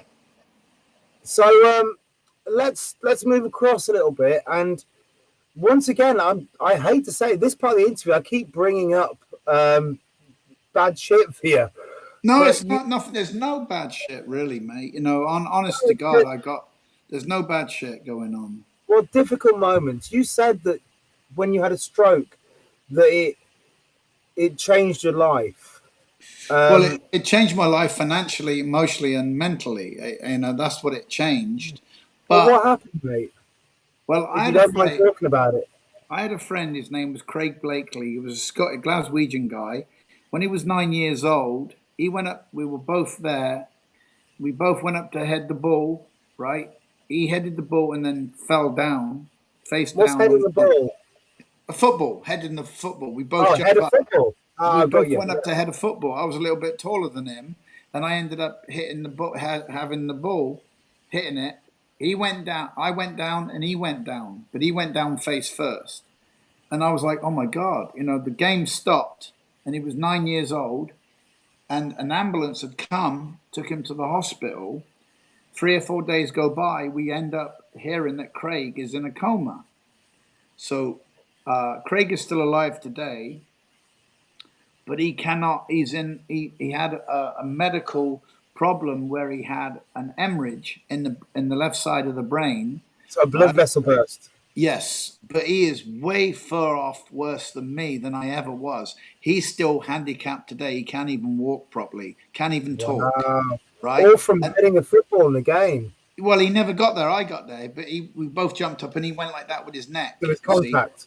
And I suppose, and he collapsed, and we all go see him in the hospital, and his head shaved. He had like stitches in his scalp where they freed the scalp to free the blood clot. So But open his skull up. yeah. He's disabled today, and that was 51 years ago. Because he's the same age as me. He's 60. So that was a long time ago. He was 9 years old.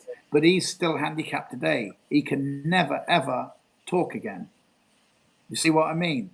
I had the same problem, but I've recovered. So there's a lot more people off worse than me, So, but when you say you had the same problem, that wasn't when you were 9 years old, right? No, I was 36. 30. It was the day Nicole Simpson got killed. That's when I had my stroke. She was cut up. Well, her neck was cut Sunday morning. I had my stroke Sunday afternoon. And are you happy talking about it? I mean, I don't want to push you into it if you're not. No, I'm fine talking about it. I'm over it now. I mean, I've been over it. What happened? They don't know. I mean, what happened to Craig? He went to head a ball and he come down with a blood clot. So were you okay one day and you just keeled over? Or? No, I was in the middle of a show and I was on Venice Beach, and I just sat down on the ground. I had a headache and I sat down on the ground. There was a doctor in the show and he'd say, "I think I better take you to the hospital." And he walked me to the cab, and we got a cab to Cesar Sinai in Santa Monica. Did you have that thing of the smelling of toast? Did your face drop? No. I was it was normal, but I had spent the night in hospital, and in the morning I just couldn't get up. I couldn't walk. I couldn't sit up. I couldn't piss. Couldn't do anything. I had no feelings, and then knowing that now I can't ever perform again, that the reality hit me. So when you're in hospital, did you have physical things you could feel? Were you different? Yeah, I couldn't feel my legs or my left hand. I couldn't hold a deck of cards. And I was lying there knowing that now the way I make a living is just gone out the window, Luckily, I recuperated. I had to. The only way that must have been life-crushing. Oh, it's horrible, because my ability with the deck of cards... Before we go on, I'm really sorry to interrupt. Brian Hulse asked, did you pass the hat after your stroke? I didn't, but I did make money. I had to ask. People did put money in. I feel like it was bad timing. I've created levity in a moment that shouldn't have been. But you're in the bed and you've got this feeling of fuck, Yeah, it was horrible. It was like a nightmare. I couldn't wish it on my worst enemy. Actually, I would. But no, it was really, really bad, and I had to recover the best way I knew how, and that was performing. It was Johnny Fox, a dear friend of mine, and that convinced me. He said, "I'll get you hired in Maryland Renaissance Fair, which is a 9-week run for good money, like $2,000 a week, which would get me some financial help. And he convinced the owners to do that. They hired me, and I just didn't want to go on stage, you know. Could you do stuff at home? Could you sit at home and could you do physically do what you need to do? Nothing.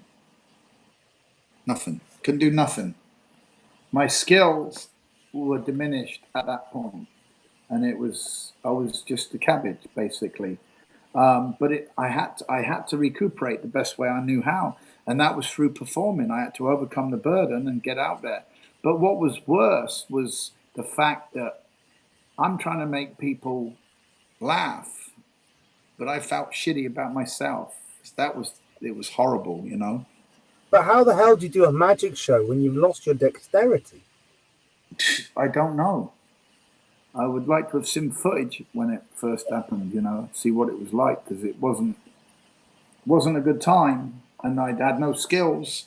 But going back to the skills I did have, and all of a sudden they've been taken away from me, and I call it I'm cursed, you know.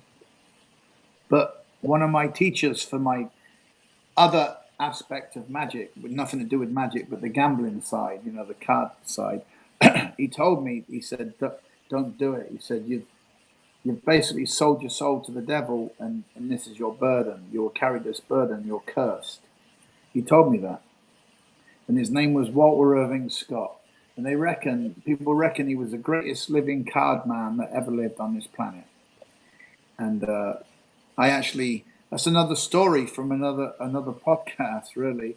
I actually found him and friended him, and we become really close, and he adopted me as like an apprentice and taught me all this work, and I become really world famous through amongst card men, you know, like for this work I did.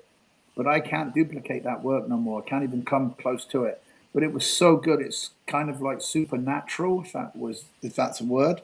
When I see footage of the finest sleight of hand guys you ever see, this kind of stuff. What I was doing was supernatural. And when I look at the footage, we've recently found some footage that was filmed by a gentleman called Vic Pinto, an American guy, had a company called Tricker Tapes, and he filmed me with Paul Daniels, Dave Williamson, and Michael Cadeney, and John Fisher, a group of people watching me perform this stuff for Paul Daniels, and they had me in slow motion. And we've just recently come up with some footage that it was found. It was circulating in Russia. This collector of unusual magic demonstrations sent it to me. So, have you ever seen this? And I'm like fucking blown away. I said, I've been looking for this footage. It was 2 hours, and I've got like 2 minutes of it, doing some unbelievable stuff. And I just go, what the fuck? How good can somebody be back then doing that stuff? And it was just, it rattles my mind. It's baffling. Yeah, mate. So how long was your recovery then? Was it was that Renaissance Fair the time of your recovery, or? Well, edge me some confidence again, you know. It put me back in the market, to say. But I felt. How much downtime did you have after it? How much what? Downtime after the stroke. How long did you go before that Renaissance Fair? There was loads, you know, loads of downtime, and reflecting above all things, knowing that I had a massive reputation, and then coming out, and people have my main concern was people going, God, I heard so much about this guy, and he's really shit. You know, that was my. Because they're not going to know the context. They didn't know. Not many people did know until I started talking about it, and the word got out. But you know, a lot of magicians rallied for me, and they collected, you know, like 10 or 15 grand for me, knowing I was ailed and I couldn't work. So a lot of magicians and jugglers and street performers from all over collected money. Robert Nelson organized something. The guy in Shropshire, the Canadian guy, who does that festival, Bill Ferguson, he organized something. They all rallied for me. Dana Smith, Ray Jason, Robert Nelson. There was Will Sodo, Cyrus Kosky. They all rallied for me and collected money, and it was great. I mean, it's one of the amazing things about the community. You know, people think we're wonderful family, but we're not. We're in a wonderful family, you know, and but it still wasn't enough. I needed hundreds of thousands. Really, I did, But that was enough to get me going and pay some bills and stuff. But it wasn't nowhere near enough. Not being mean, but it was just I needed But a life's lot more. expensive, mate. Yeah, America's not the place to be ailed. America's is a Oh, bad fuck. place. Yeah, you had to pay medical bills, right? I didn't. I couldn't pay him. It was $64,000, and that was one night in hospital. Wow. And I got bad credit. I got bad when I got back on my feet. I could never have a credit card. I could never rent a car. I So could you had to never buy a default, car. right? I had bad credit for 10 years, and it was horrible. I lost my home. I was buying a house in Palm Beach. Lost everything. Lost my magic library. I lost my wife and baby over it because I was financially burdened. And this is where my son comes in, Cheney, who's in Boston. I never grew up with him because of what happened. I just couldn't support them, so I had to take off. I was mentally deranged, and so it wasn't a good time. But it's done. I'm over it. I've Well, moved you've grown on. past it, yeah. Well, I think so, but I think the burden is always there. It's always nigging at me, chipping Of course, away. mate, of course. Yeah, So what was the journey of recovery like then? it was tough because I don't think really one can ever recover from it. It's like kids when their parents get divorced. The kids never really recover from it. See what I mean? It's one of those things that I had a lot of help. Like Jerry Rowan, Robert Nelson, Joe Monte, Gary Animal. A lot of people helped me, but it's like I don't know. I don't know. It's just it needed more, and I think it needed a lot more than what I was getting, and I don't know what it was. Maybe it was me. I was just I don't know. Well, mate, you literally had the rug pulled from underneath you. Yeah, That's it did literally. Yeah, someone pulled the rug. Yeah, and I was in my prime. I was literally just getting started in this business. Just getting started. They hadn't seen the better of me. The better would never been seen of me because it got pulled from me. I was just really on the cuff of becoming something great. yeah. And so, what happened to Gaz after this then? It's what you see now. It's where I am now. This But virus there's a is journey there, mate. huh? There's a journey there. There's a Yeah, journey between. yeah, there is. Yeah, yeah, it's a big one. You know. But this virus has not helped. It's like 9 months with no income. It's horrible. Not doing any shows. Not. I just did a few shows with my friend Timon in Zurich, and I stayed with his cousin, and we were able to. Zurich's very expensive, so we stayed there and we did a few shows at the waterfront. It felt good. The Swiss are great people, great audience. But I did a few shows there and made a little bit of money, but nothing major, nothing to shake a stick at. But it felt good to be out doing shows again after 9 months. It's literally 9 months since I've done a show. I mean, I'm going to say this just quickly, darting back from the COVID stuff. I watch you do magic now, and I can't tell that you're a man blighted when I watch you do magic. Like you're convincing, and your work works. Well, I've had a lot of experience, Matt, haven't I? I've got so much experience doing what I do, and that is what you can't trade. You cannot trade experience. You cannot gain experience. You can't buy experience. I got experience and I got an abundance of it, and that's what's given me my confidence. I'm more experienced than most people on the planet, I think. I really do. And my knowledge as well. I've got a lot of knowledge. Well, look at the kids doing the cups and balls. No one sat with the actual original guys who are doing the shell games. The guys in the 70s, nobody's had that experience. By you, by the sounds of it. No, they haven't. And I got stories. I had a guy. There was a guy called Danny, and he was in Portobello Road, right? Danny, I told David Blaine this. I saw a guy. He would spit fuel on a candle and it would ignite, and then at the same time he would spit water and put it out.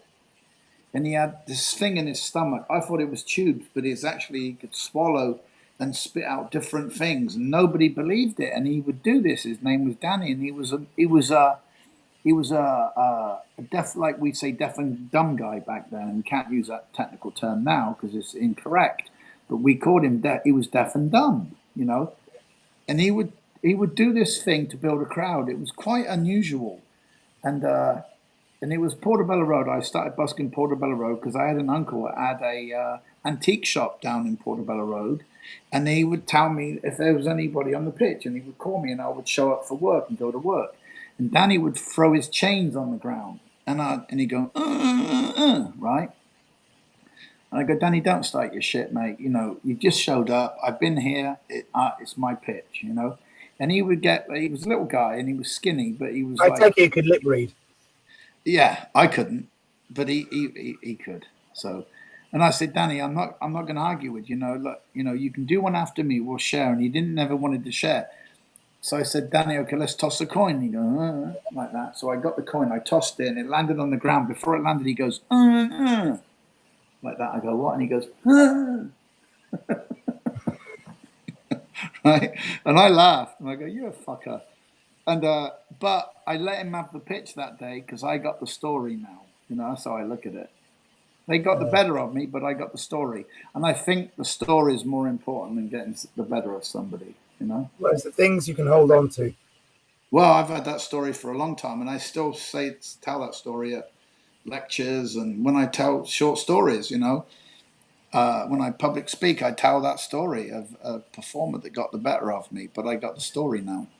And that's wonderful. Guys, we're reaching hour 3.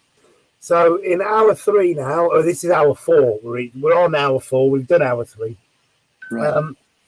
We have maximum 4 hours. After 4 hours, the program cuts us off, and it's the end of the game. Okay. So at this point now, I'm going to say, do you have advice for young'uns? Yes, I do. Save your money. Save every penny you make. Every single penny, put it away. Serious. Save every single penny you make and don't spend a penny for the rest of your life. If you could do that, you'd be a rich man at the end of the year. The only man that wants to live to be 100, right? Is a 99-year-old.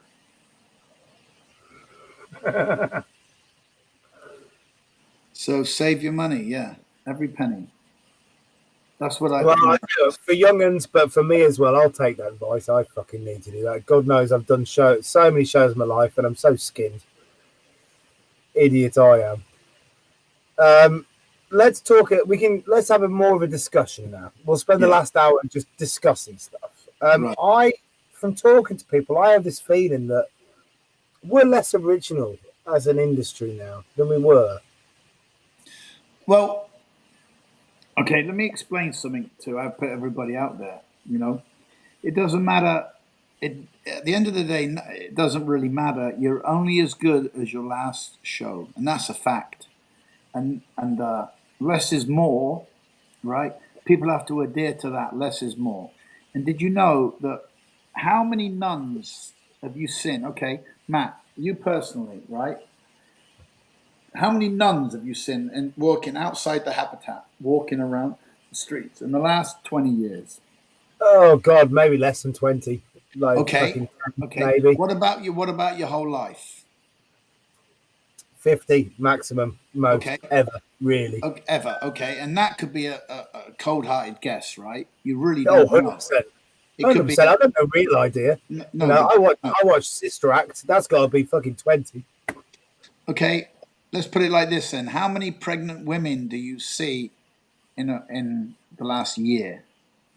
One a day, probably. But I look for them because I've got a gag in the show where I go, congratulations, I get everyone to clap, and then I turn around to the crowd and I go, God, I hope she's pregnant. Right. So I'm really looking for them. Okay, so then, one a day. But, okay, let's put it like this then. Did you know, I asked you the question of how many nuns you've seen in your lifetime, and you said probably 50. But did you know if I ask every magician or juggler that question, they would probably give a similar answer? Okay. Well, let's put it like this. If you go on Google and you ask how many nuns there are on the planet, there are 3 times the amount of nuns than there are street performers and magicians combined and jugglers combined. Nobody gets to see street performers. You don't get to see them. Right? So you don't have to be original, really. You just have to go out there and do your thing, because no one ever gets to see street performers. But you said you like to be inspired in your older age. Yeah, Don't I do. you wish to be the inspirer? Well, there's also the category of a leader of followers. You know, there is a leader of followers, right? Right.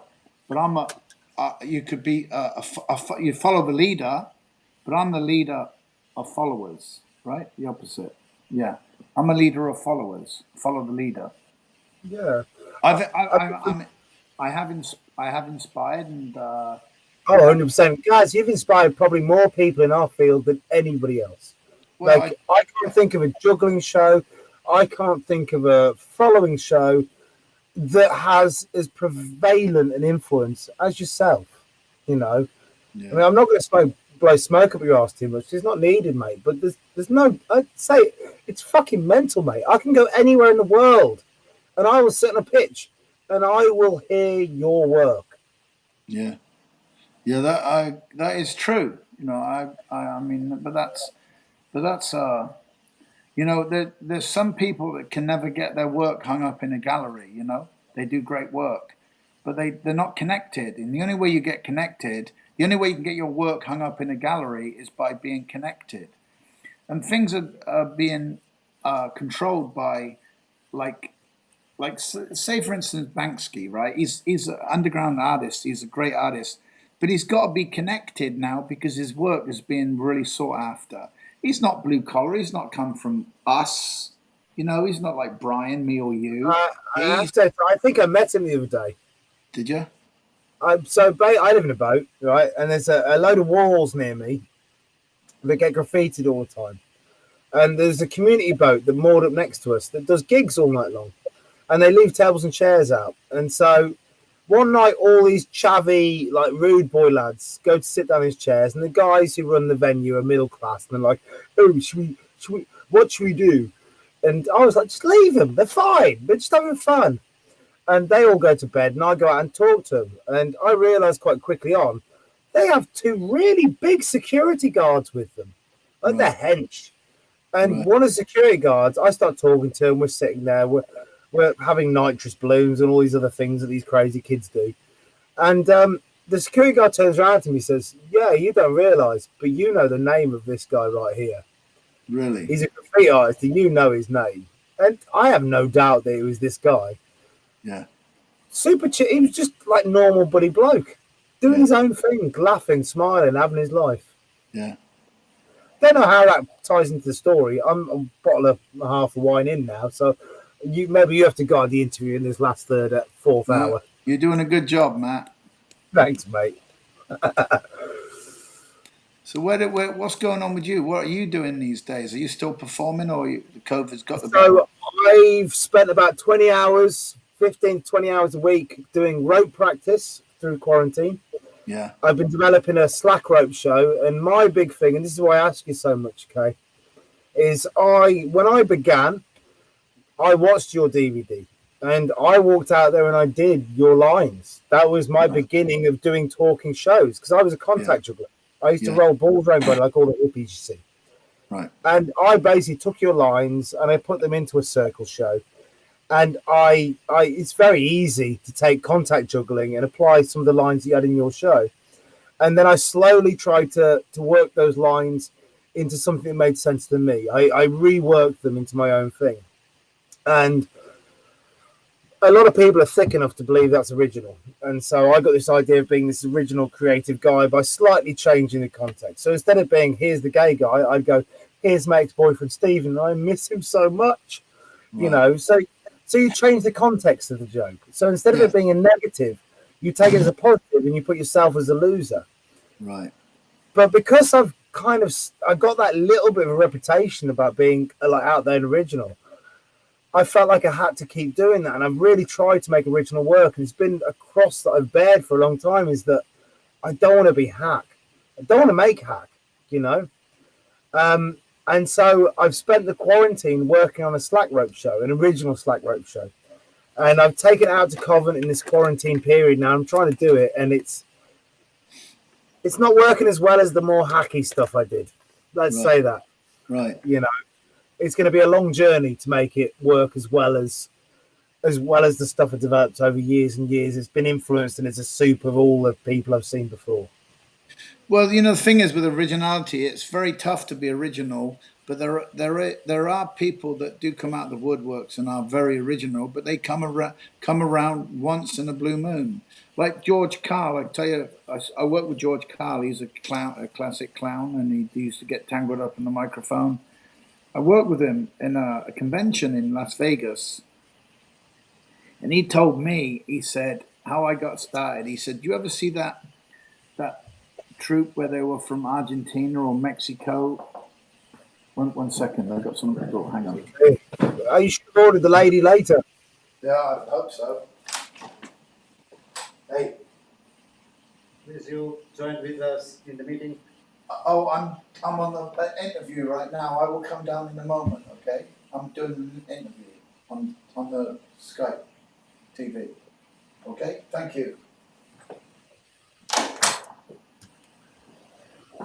So, I think they're calling me for a meeting downstairs where I've had one already. Fair enough, mate. Well, we've had a lengthy and very informed, mate.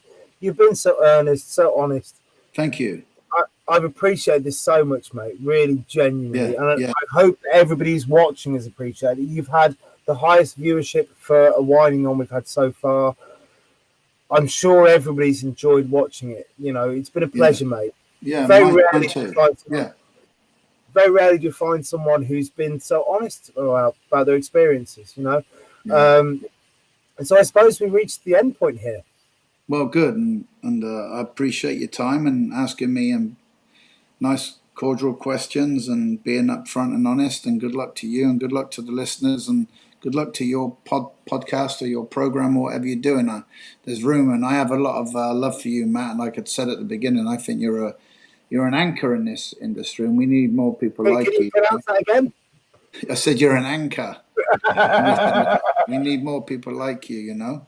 And I have a lot of love for, you know, like all the greats, Keno, Brian, you, all the veterans out there. I just, you know, Dave Brown, Duncan, Leo Ward, all those guys I met performing for all the years, you know, and they're all in an industry that's unforgiving, you know. It's definitely an unforgiving industry, and I mean, I still have a lot of love for it and passion, and anytime I can still inspire or encourage people, I'm always good for that, you know. Well, mate, you are a fountain of inspiration. Like, I shit you not. Like myself, no one will probably ever watch my show and think I was inspired by you, but I was. When I began, I illegally downloaded your video. I didn't pay for it. Maybe I should send you some money. Nah, don't worry.